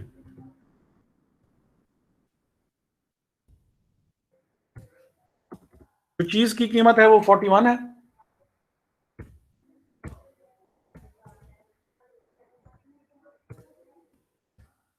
और जो डिलीवरी कॉस्ट है वो अप्रोक्सीमेटली 16 सेंट्स हमें पड़ते हैं। तो मटेरियल की कॉस्ट तो हो गई 41.16, अगर कुछ और इसमें शामिल ना हो रहा हुआ तो। ये डिलीवरी की कॉस्ट पे मटेरियल कॉस्ट में आएगी, ये क्यों सर? हाँ जी, इसका जवाब देंगे आपको तारिक साहब, और टेक्निकल जवाब देंगे। इससे दोबारा करिएगा सवाल। वो कह रहे हैं कि ये डिलीवरी कॉस्ट हमने उसमें मटेरियल की कॉस्ट में शामिल क्यों की है?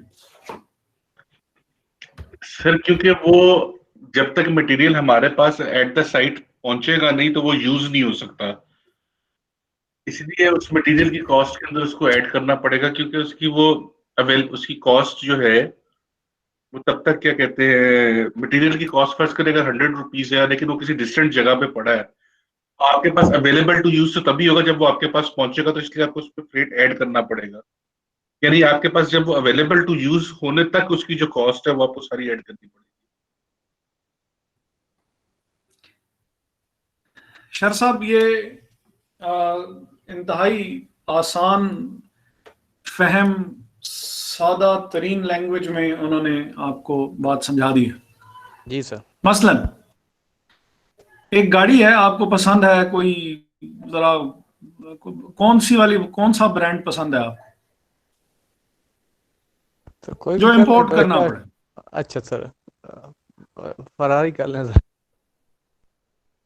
फरारी कर लेते हैं जी। एक फरारी है जो एक स्पेसिफिक मॉडल आपको पसंद है और वो 1 मिलियन का है। 1 मिलियन तो खैर बहुत ही कम होंगे। सपोज कि वो गाड़ी जो है वो 5 करोड़ की है, जो उसकी प्राइस है। जब आप उसको पाकिस्तान में वो करेंगे, इंपोर्ट करेंगे, तो उसके ऊपर एटलीस्ट इतनी ड्यूटी तो लगेगी ही लगेगी। तो गाड़ी आपके लिए कितनी की हुई? सर वो डबल हो जाएगी। 5 करोड़ तो कीमत थी, 5 करोड़ ड्यूटी लग गई, 10 करोड़ की हो गई। अब उसको वो तो पहुंचेगी कराची, कराची से उसको यहां डिलीवर करवाने के लिए ट्रांसपोर्टेशन पे करनी पड़ेगी कि नहीं पे करनी पड़ेगी? जी सर। गाड़ी कितने की पड़ गई? 10 ट्रांसपोर्टेशन करोड़ कॉस्ट प्लस मिला के और मिला के 10 करोड़। हाँ। इसको उन्होंने बहुत ही खूबसूरत, उन्होंने तारिक साहब ने तरीके से एक बात समझाई कि जिस वक्त तक मटेरियल या जो चीज़ भी आप खरीद रहे हैं वो अवेलेबल टू यूज आपके लिए ना हालत में पहुंच जाए, उस वक्त तक के जो बीच के जितने भी एक्सपेंसेस हैं वो आप उसमें कॉस्ट में ऐड करते रहते होते हैं। जी सर। और ये रूल जो है, ये हमारा अकाउंटिंग जो है वो उसका इंटरनेशनल अकाउंटिंग स्टैंडर्ड 2 है, उसके कंपोनेंट्स ऑफ कॉस्ट में जो कॉस्ट ऑफ परचेज है, जो उसका कंपोनेंट, उसमें ये बात लिखी हुई है, जो कि उन्होंने बहुत ही खूबसूरत सादा अल्फाज में समझाई आपको, क्योंकि आप लोग, क्योंकि उस बैकग्राउंड ज़रा आप लोगों का वो अकाउंटिंग है वो वाला तो नहीं है, लेकिन फिर भी खैर आपकी अंडरस्टैंडिंग और वो माशाल्लाह आप सब लोगों की बहुत अच्छी है। तो उसमें ये लिखा हुआ है कि जिस वक्त तक, मज़ीद आसान अल्फाज में, कि जिस वक्त तक आपने सामान परचेज किया और उस वक्त से लेके आपके पास तक जब तक सामान पहुंच ना जाए, तो जो भी कॉस्ट इनकर हो रही है वो आप क्या करेंगे, उस प्रोडक्ट की कॉस्ट में ऐड करते जाएंगे। जैसे मैंने आपको एग्जांपल उसकी दी, इंपोर्ट की या ट्रांसपोर्टेशन की, कि वो हमारे पास क्योंकि चीज़ पहुंची नहीं है और उसके ऊपर कॉस्ट लगी जा रही है, तो हम उसमें उसको क्या करेंगे, सर कैरेज इनवर्ट जो होती है क्लियर? कॉस्ट। बिल्कुल बिल्कुल बिल्कुल। तो वो हम उसमें ऐड करेंगे। अब आइडियली क्लेम फॉर नाम के labour as well. 250 mg of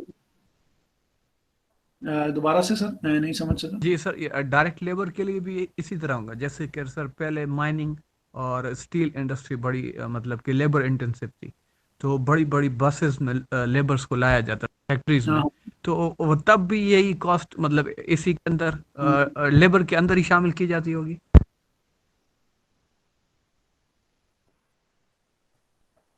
नहीं, वो चीजें तो देखें, जो that's a very interesting question. वैसे आज तक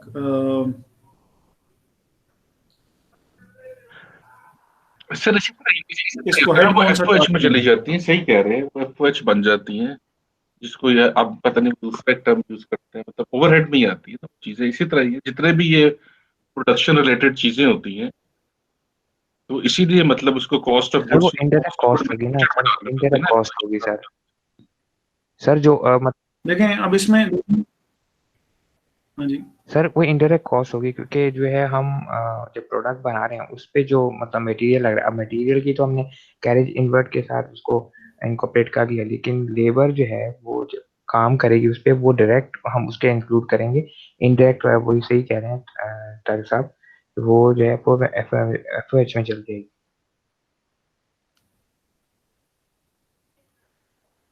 लेकिन at the end of the day FOH भी तो प्रोडक्ट को ही एलोकेट हो रहा है ना, तो बात उधर ही आ जाती है।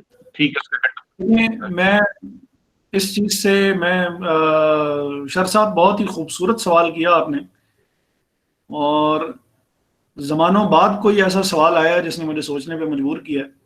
Thank you sir. और जो सच्ची बात बताऊं तो वो ये है कि इसका डायरेक्ट आंसर और क्लियर आंसर इस वक्त मेरे पास भी नहीं है। इस पे मुझे ज़रा सोचना पड़ेगा। मैं अपनी अपनी राय और अपना ओपिनियन जो है वो मैं दे देता हूँ, और फिर ये मैं इसको मज़ीद कंफर्म करके और मैं आप लोगों के साथ डिस्कस कर लूंगा। अब इसमें बहुत एक सी चीज सिचुएशंस हो सकती हैं। सर, जैसे सर तारिक ने कहा और situation number one situation number one ये है कि सिचुएशन नंबर वन ये है कि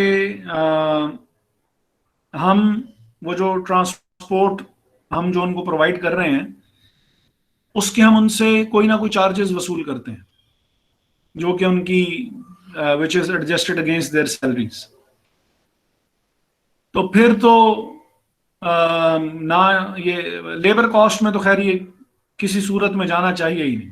बेशक आप पैसे वसूल कर भी रहे हों, बेशक आप उनको, जैसे ये सेवर वाले हैं, सेवर वाले जैसे वो मुफ्त उनको ट्रांसपोर्ट प्रोवाइड करते हैं अपने एम्प्लॉयज़ को, तो बेशक सिचुएशन वो है या सिचुएशन वो नहीं है। लेबर कॉस्ट में तो वो अमाउंट आनी चाहिए जो कि लेबर एक्चुअली जब वो फैक्ट्री में दाखिल हुई और उन्होंने अपना वो टाइम कार्ड मशीन में डाला, या उन्होंने अपनी एंट्री करवाई कि यार मैं दाखिल हो गया हूँ फैक्ट्री में और मैं प्रोडक्शन एरिया में मैंने काम करना शुरू कर दिया है, यहां से जो टाइम उसका चलना शुरू होगा ये उसकी प्रोडक्ट कॉस्ट में शामिल होना चाहिए लेबर कॉस्ट के नाम पे।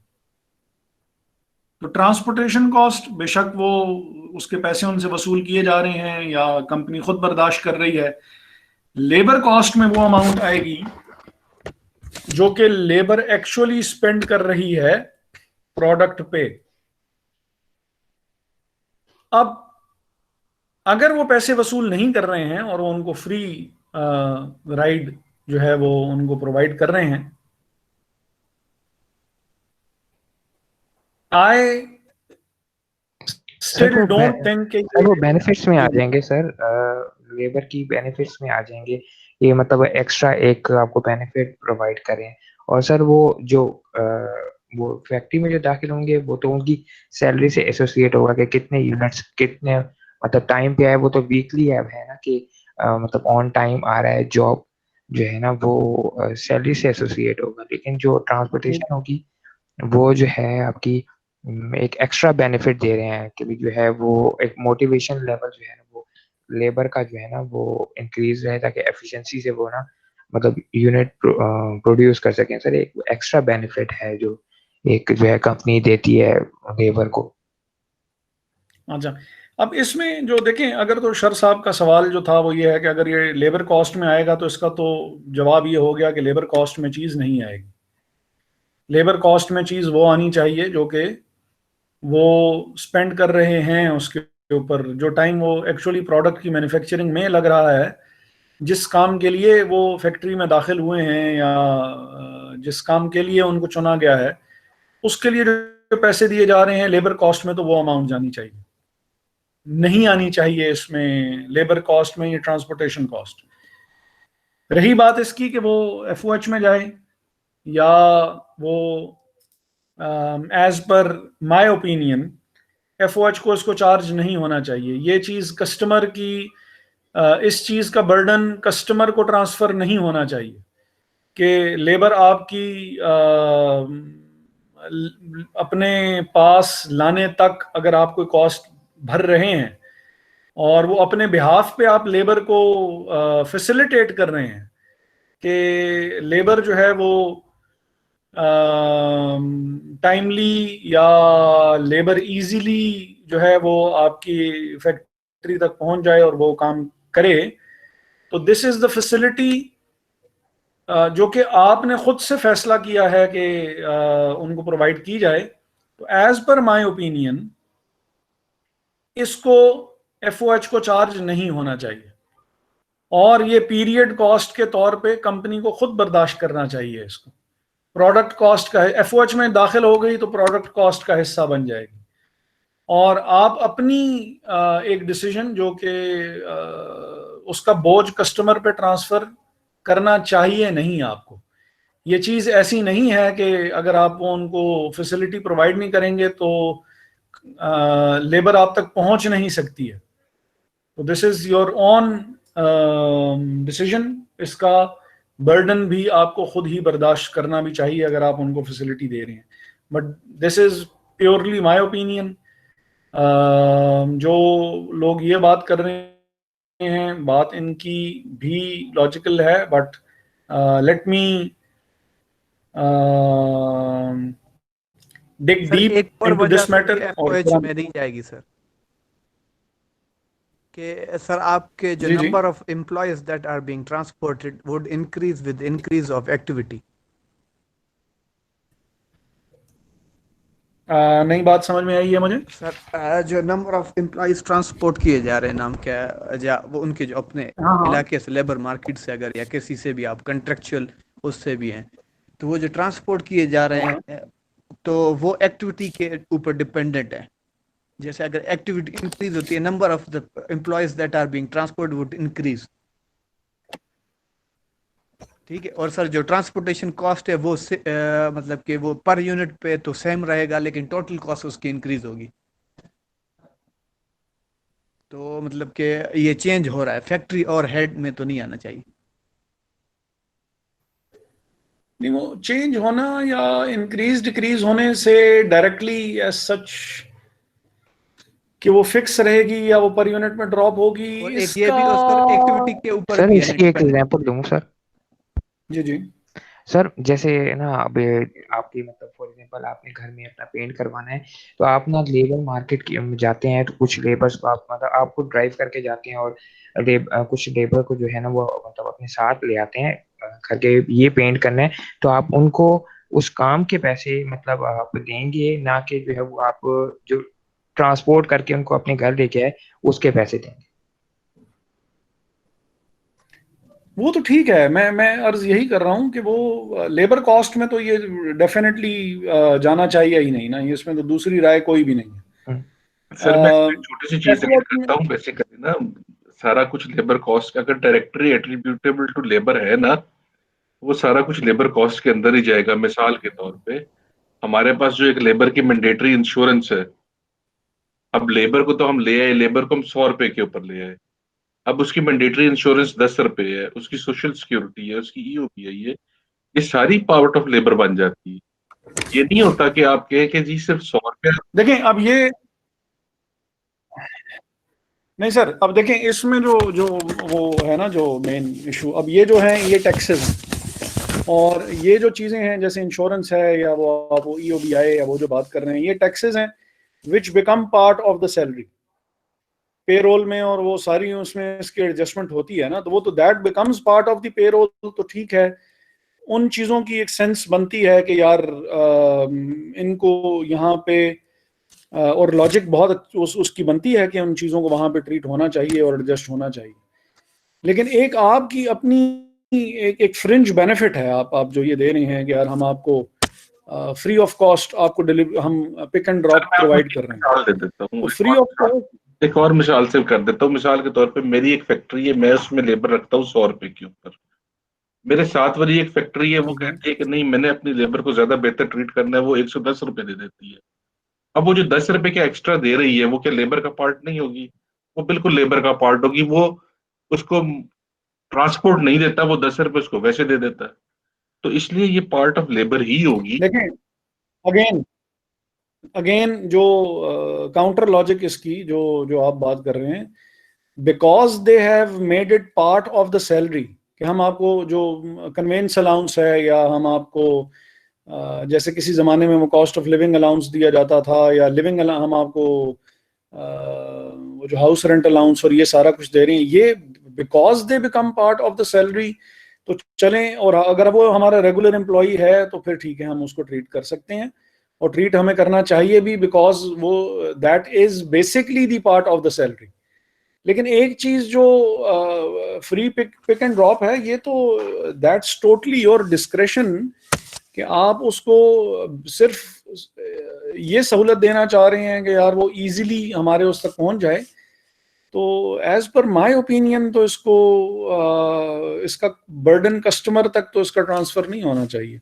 आपकी डिसीजन है, आपको खुद ये इसका बोझ बर्दाश्त करना चाहिए। कस्टमर के बर्डन की बात है ना सर, मेरे ओपिनियन के अंदर, हमारे ओपिनियन के अंदर कस्टमर को तो हम टैक्स का बर्डन भी डालते हैं, लेबर कॉस्ट तो बहुत पीछे रह जाती है। जिस टाइम पे हम प्रोडक्ट की कॉस्टिंग कर रहे होते हैं, तो हम तो उसमें ये भी कैलकुलेट करते हैं कि इसके ऊपर मार्कअप की कॉस्ट इतनी आएगी, इसके ऊपर बाकी कॉस्टिंग्स इतनी आएंगी। उस जो इन्वेंट्री की कॉस्टिंग है वो डिफरेंट है इस चीज से कि प्रोडक्ट की कॉस्ट क्या होगी। इन्वेंट्री की कॉस्टिंग तो हम कर रहे होते हैं उसके लिए बैलेंस शीट पर्पज के लिए, कि कितनी कॉस्ट को कैरी करना है और कितनी को एक्सपेंस आउट कर देना है पीरियड के अंदर। बाकी जब प्रोडक्ट की कॉस्ट बनाएंगे उसके अंदर तो हम टैक्स भी डाल देंगे कि at the end of the day इसके ऊपर हमें इतना टैक्स लगना है, 30% टैक्स लगना है, तो वो भी आज ही इसके अंदर डाल दो। वो कस्टमर के ऊपर डालना डालना तो बिल्कुल एक और चीज हो जाती है, और प्रोडक्ट के कॉस्ट निकालना एक और चीज फिर है। मैं अगर वही काउंटर लॉजिक, वो सारी बात ठीक है, वो मैं ये जितनी बातें भी आप कर रहे हैं ये सारी, लेकिन जो टैक्सेस या जो बाकी रिलेटेड कॉस्ट जो हैं वो बीच में शामिल कर देना, फैक्ट्री की इंश्योरेंस जो है, फैक्ट्री का रेंट जो है, these are all indirectly related somehow. ये जो आपने जैसे वो एम्प्लॉय की इंश्योरेंस की जो बात की थी, इवन डेप्रिसिएशन और वो सारी वो हैं, लेकिन ये सर एक चीज यहाँ पे सर, वो जो हम सेल्स हमारे मेरा पास मेरा मेरा दिल मेरा उनको दिल जो जो है वो नहीं इसकी तरफ इंक्लाइन हो रहा, लेकिन चलें फिलहाल, क्योंकि क्वेश्चन से डायरेक्टली रिलेटेड नहीं है, तो for the time being let's agree to disagree. और इसको आप भी डिस्कस करें, इसको मैं भी डिस्कस करता हूँ, कि ये बेसिकली इसको ट्रीट, ये वाली जो कॉस्ट है, ये this should become part of the factory overheads, or it should be treated as a product cost, और इसको हम इसका बर्डन ट्रांसफर करें या इसका बर्डन ट्रांसफर ना करें, और बर्डन खुद शेयर करें अपने उसके बिहाफ के ऊपर क्या करना है, डिस्कस करके आप भी करें, मैं भी करता हूँ, देखें सिचुएशन जो है वो क्या बनती। ठीक है? Yes sir. जी सर, बिल्कुल करते हैं। जब हम प्रैक्टिकली जब कॉस्टिंग कर रहे होते हैं ना, जब हम प्रैक्टिकली इंडस्ट्री के अंदर कर रहे होते हैं, टेक्सटाइल्स में भी की है, दूसरी जगहों पे भी की है, तो फैक्ट्री से रिलेटेड जितना भी एक्सपेंस होता है, जब जहां पर फैक्ट्री का वर्ड आ जाता है वहां पर जितना भी एक्सपेंस हो रहा होता है, चाहे वो डेप्रिसिएशन हो चाहे कोई और हो, रिपेयर एंड मेंटेनेंस हो, हालांकि वो रिपेयर एंड मेंटेनेंस रूटीन से हटके भी होती है, वो सारी की सारी आप कैरी कर रहे होते हैं प्रोडक्ट के अंदर। और उसको क्या कहते हैं, मैचिंग प्रिंसिपल के लिए आप प्रोडक्ट में कैरी करके जब जो जो प्रोडक्ट आपकी सेल हो रही होती है उसके साथ ही आप उसको एक्सपेंस आउट करते हैं, पीरियड कॉस्ट में नहीं डालते उसको। प्रैक्टिकली हो सकता है स्टैंडर्ड्स कुछ और कहते हो, लेकिन जो प्रैक्टिकली उस सारे को हम क्या कहते हैं, कैपिटलाइज कर रहे होते हैं प्रोडक्ट के अंदर। नहीं सर, स्टैंडर्ड्स और प्रैक्टिकल डिफरेंट तो नहीं हो सकते ना। अगर वो स्टैंडर्ड्स और प्रैक्टिकल डिफरेंट होंगे तो ऑब्वियसली ऑडिट ऑब्जेक्शन वो रेज हो जाएगा कि यार ये चीज जब फैक्ट्री वाली सारी कॉस्ट जो है ना, इसको एक्सपेंस नहीं कर रहे होते, प्रोडक्ट में कैरी कर रहे होते हैं। चलें, लेट्स सी। मुझे चीज हजम नहीं हो रही, मैं इसको मैं देखता हूं कि सिचुएशन क्या है, फिर इसको हम नेक्स्ट टाइम इंशाल्लाह डिस्कस कर लेंगे। ये सीआर यार, ये जरा मुझे याद भी दिला देना, मैं भूल भी जाता हूँ। अच्छा, आइडियली पॉइंट हमारे जरा 4-5 रह गए, टाइम हमारे पास 16 मिनट्स हैं। Ideally 250 milligram of alloy would be used in making of the bezel. This includes, however, amount of alloy lost in the cutting process, which is roughly 3%. The alloy costs 60 per kg. तो कितनी cost शामिल करेंगे product में और किस हिसाब से?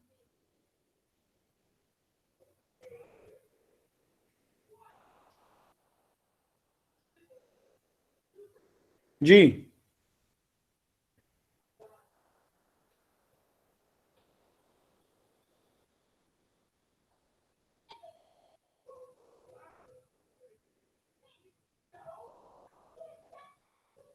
सारे खामोश हो गए।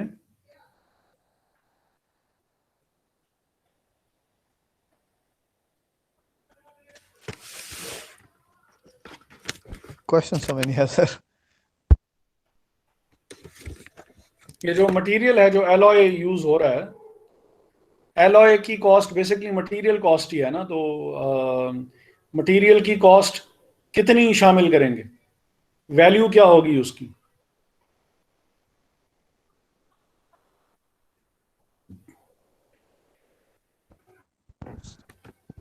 सारी शामिल होगी सर। कितनी? 60 पे?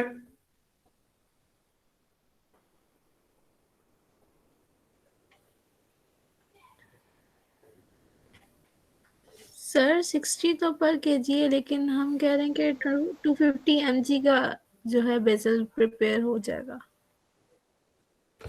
इसका मतलब है हमें कि कॉस्ट लेनी, वो प्राइस लेनी चाहिए। 60 divided by 1000 multiplied by 250,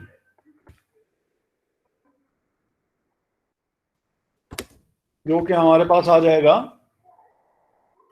15 sir. $15 आ जाएगा। इस 3% का कुछ करेंगे या नहीं करेंगे? यस सर, इसको तो बाहर निकालना पड़ेगा। फिर 3% हमें एक्वायर करना पड़ेगा, 3% जाया हो रहा है साथ, तो 3% हमारी कॉस्ट बन जाएगी। मतलब इसमें से इसका मतलब ये है कि हमें 97% रिकवर होगा, बाकी हमारी कॉस्ट है। नॉर्मल लॉस को हम कुछ करते हैं या नहीं करते होते? सर वो रेवेन्यू में से प्रोडक्ट भी चार्ज हो रहा होता है, तो रेवेन्यू और प्रॉफिट से निकलता है और कॉस्ट में ऐड होता है। 3% इसका मतलब है कि हम बीच में ही शामिल ही रखेंगे ना? जी सर। नॉर्मल लॉस है। बात समझ में आई है कि नहीं आई है? जी सर। सर लेकिन कहीं ना कहीं तो ये अब वहां से रिड्यूस होगा ना, क्योंकि 100% ऑफ द मटेरियल वो रिफ्लेक्ट उसके अंदर नहीं आएगा, मतलब कि इट इज नॉट रिजल्ट। 100% थोड़ा बहुत अब जो शर्ट आपने पहनी हुई है, शर्ट पहनी हुई है, कमीज पहनी हुई है, जो भी आपने कुर्ता पहना हुआ है, जो भी पहना हुआ है, अब जो शीट ऑफ क्लॉथ आया था, वो शीट ऑफ क्लॉथ में से कटिंग हुई तो आपके कपड़े बने ना। जी वो सर। जो शीट ऑफ क्लॉथ की कॉस्ट थी, तो वो आपकी शर्ट की कॉस्ट में शामिल ही है। जी सर। और वो जो कटिंग हुई है that was the normal procedure जहां से होके और फाइनल प्रोडक्ट आपके उसमें जानी थी। और वो जो कॉस्ट है वो आपकी शर्ट की कॉस्ट में क्लॉथ की कॉस्ट जो है वो शामिल होगी ये अनटिल एंड अनलेस। सर, ये जिस तरह हमने पिछली दफा क्वेश्चन किया था, जिसमें एक आपका और निकलता है, वेस्टेज मटेरियल निकलता है, हम इसको इसी तरह ट्रीट करेंगे। हाँ, जो अगर कि तो ये एक वेस्टेड मटेरियल ज्यादा होता, ये कोई 50-60%, 70% अगर लॉस हो जाता, अब ये एबनॉर्मल लॉस था, फिर उसकी ट्रीटमेंट हम किसी और तरीके से करते। लेकिन जो नॉर्मल लॉस है उसकी ट्रीटमेंट तो ऑब्वियसली हमें प्रोडक्ट कॉस्ट के साथ ही रखनी पड़ेगी और उसको चार्ज करना पड़ेगा। ठीक है सर। ठीक है। अच्छा, फिर क्या हो गया कि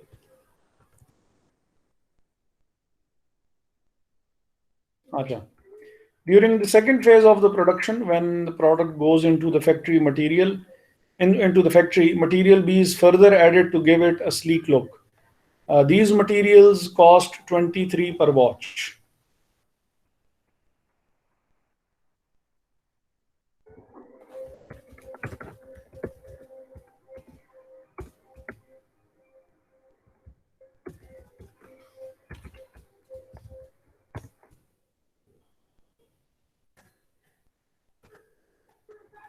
सर ये 250 मिलीग्राम में 3% ऐड नहीं करेंगे?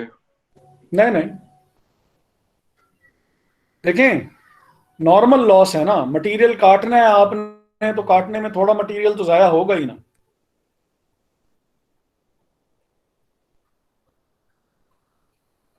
सर 250 जो है वो इंक्लूसिव ऑफ लॉस है ना? मैं इस सेंस में कह रहा था सर जी कि देखें हमारे पास 250 मिलीग्राम हमारा यूज हो रहा है ना, और फर्स्ट करें हमारे पास 1 kg है,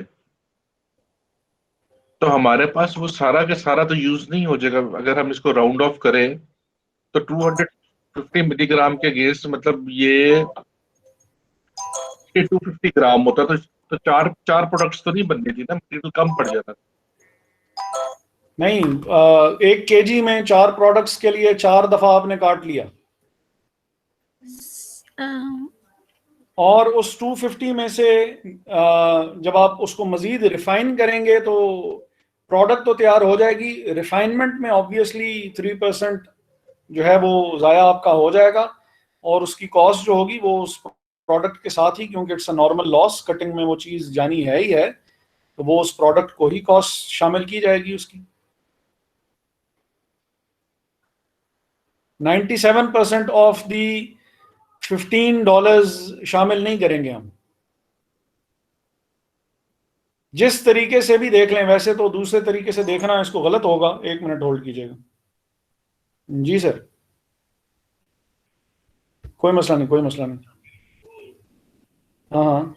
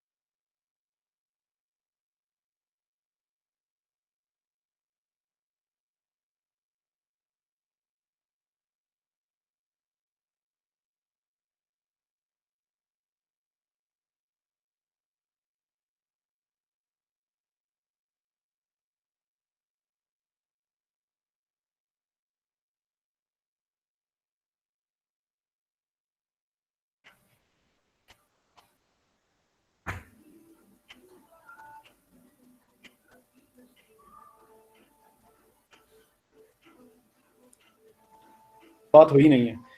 उनका मुझे भी नहीं कंफर्म कि उन्होंने अभी तक जो है वो किया है कि नहीं, लेकिन चलें, मैं उनको उनको अब क्या करना है, उनको बताना है कि आप भी ये काम कर लें, या वो क्या मुझे। हाँ हाँ, चलें, सही, ठीक हो गया, ठीक हो गया, ओके ओके, अल्लाह हाफिज़, अल्लाह हाफिज़। जी सर, सॉरी, वो जरा एक कॉल आ गई थी और बड़ी जरूरी थी, और वो कोई तीसरी दफा ही आ रही थी, तो मैंने कहा उठा ही लूं। जी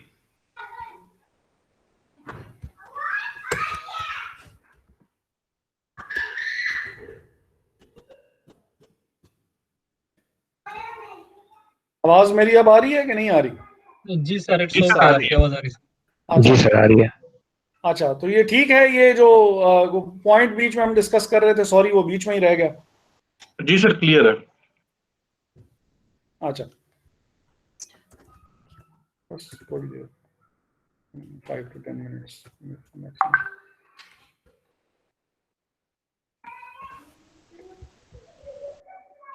अच्छा, लेबर कॉस्ट जो है वो हमारी $210 है, और हमारा बस फिर FOH रह गया और एडमिनिस्ट्रेशन कॉस्ट रह गई। FOH कॉस्ट कितनी होगी और कैसे कैलकुलेट, और ये याद रहे कि ये FOH जो है ये हमने अप्लाई करनी है।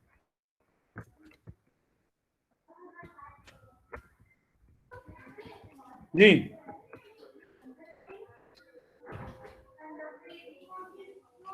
ये मंथ मंथ कौन सा है वैसे? अच्छा नहीं, वो तो खैर टोटल हमने।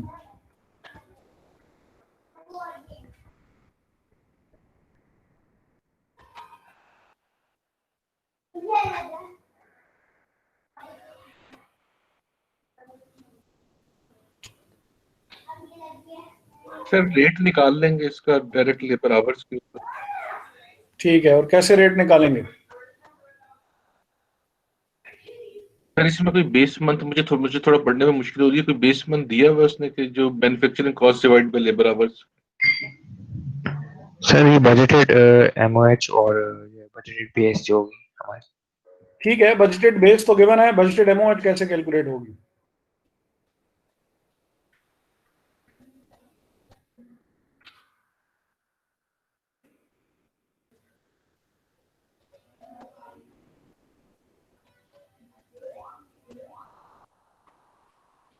सर ये इसमें भी 2 एक्टिविटी लेवल हैं, तो इसमें वो हाई लो मेथड लगा के हम पहले फिक्स्ड वेरिएबल कॉस्ट को बाइफरकेट नहीं करेंगे सर? शाबाश शाबाश,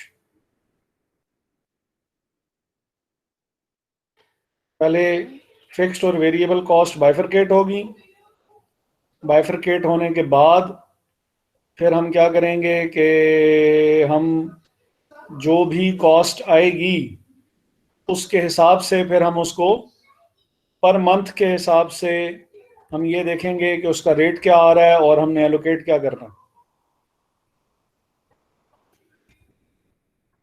तो ये हाई लो मेथड वगैरह हम अगर कहते हैं तो अभी लगा दें या नेक्स्ट टाइम लगाएं? सर असाइनमेंट के तौर पे दे दें, असाइनमेंट और हो जाएगी। देखें, सिर्फ ये चीज, अब एक ये चीज एडमिन कॉस्ट आपने बीच में ऐड करनी है। Admin cost basically 12.5% of the selling price है, जो कि हमारी 416 है। तो 416 को मल्टीप्लाई करेंगे 12.5% से। अब ये हमारे पास इन सब को जब हम ऐड करेंगे FOH अप्लाइड समेत, जो कि फिलहाल हमारे पास ये कितना आ रहा है?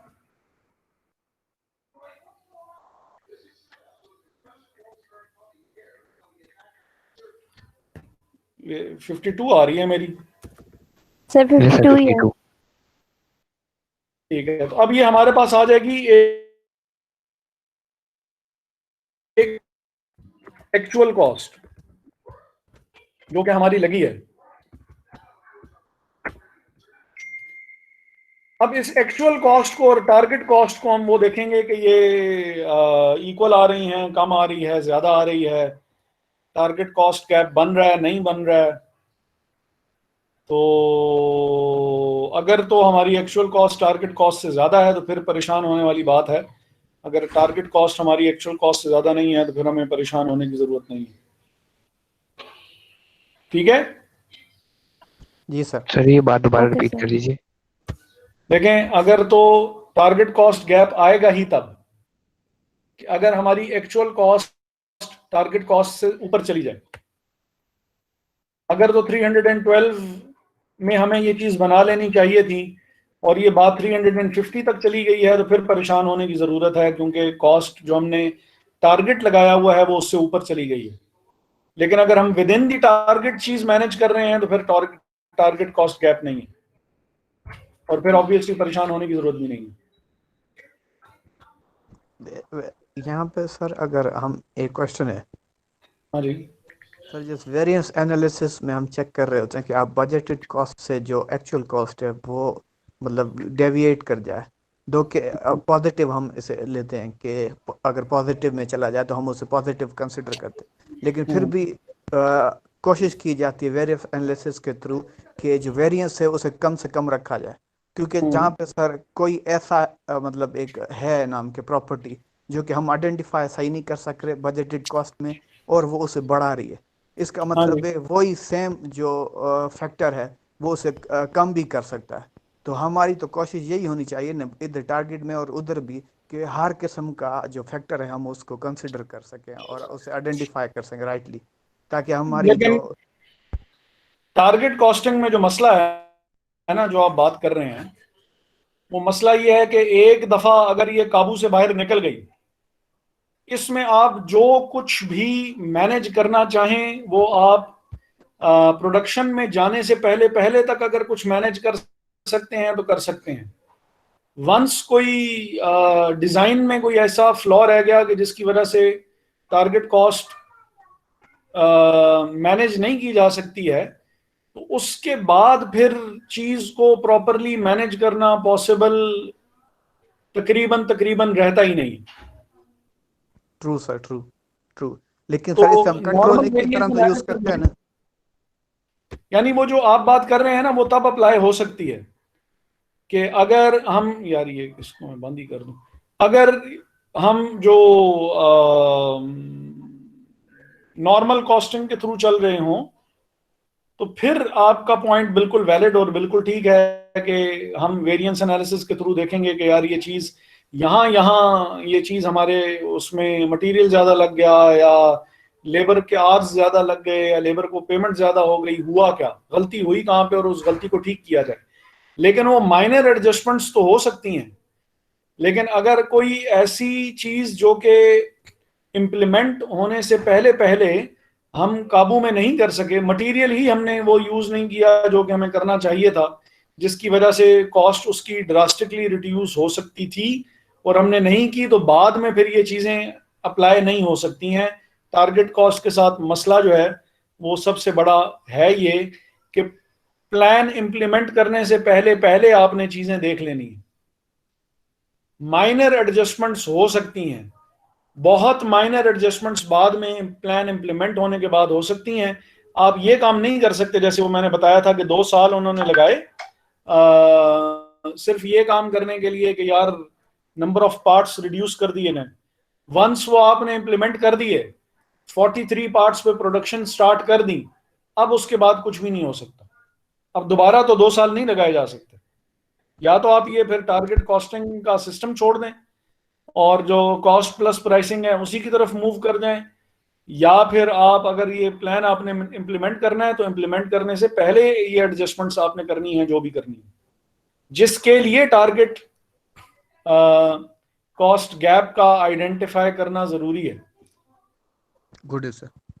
अभी तक भी अगर ये सारी चीजें आप ऐड कर लें तो ये फिर भी 341 बन रही है, जबकि टारगेट कॉस्ट 312 थी। अभी तो हमने एफओएच शामिल नहीं की है।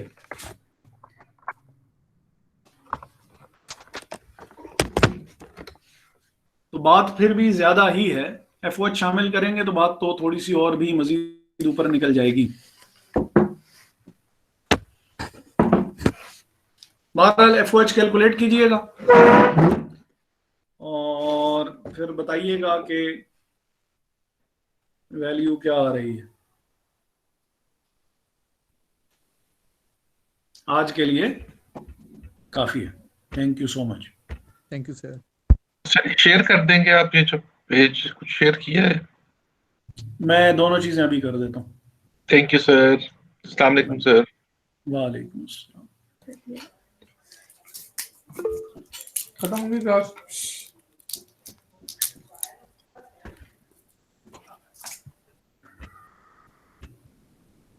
अल्लाह हाफिज सर। अल्लाह हाफिज। अल्लाह हाफिज सर।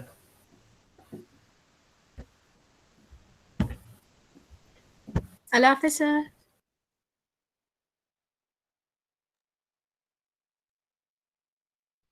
अल्लाह हाफिज सर।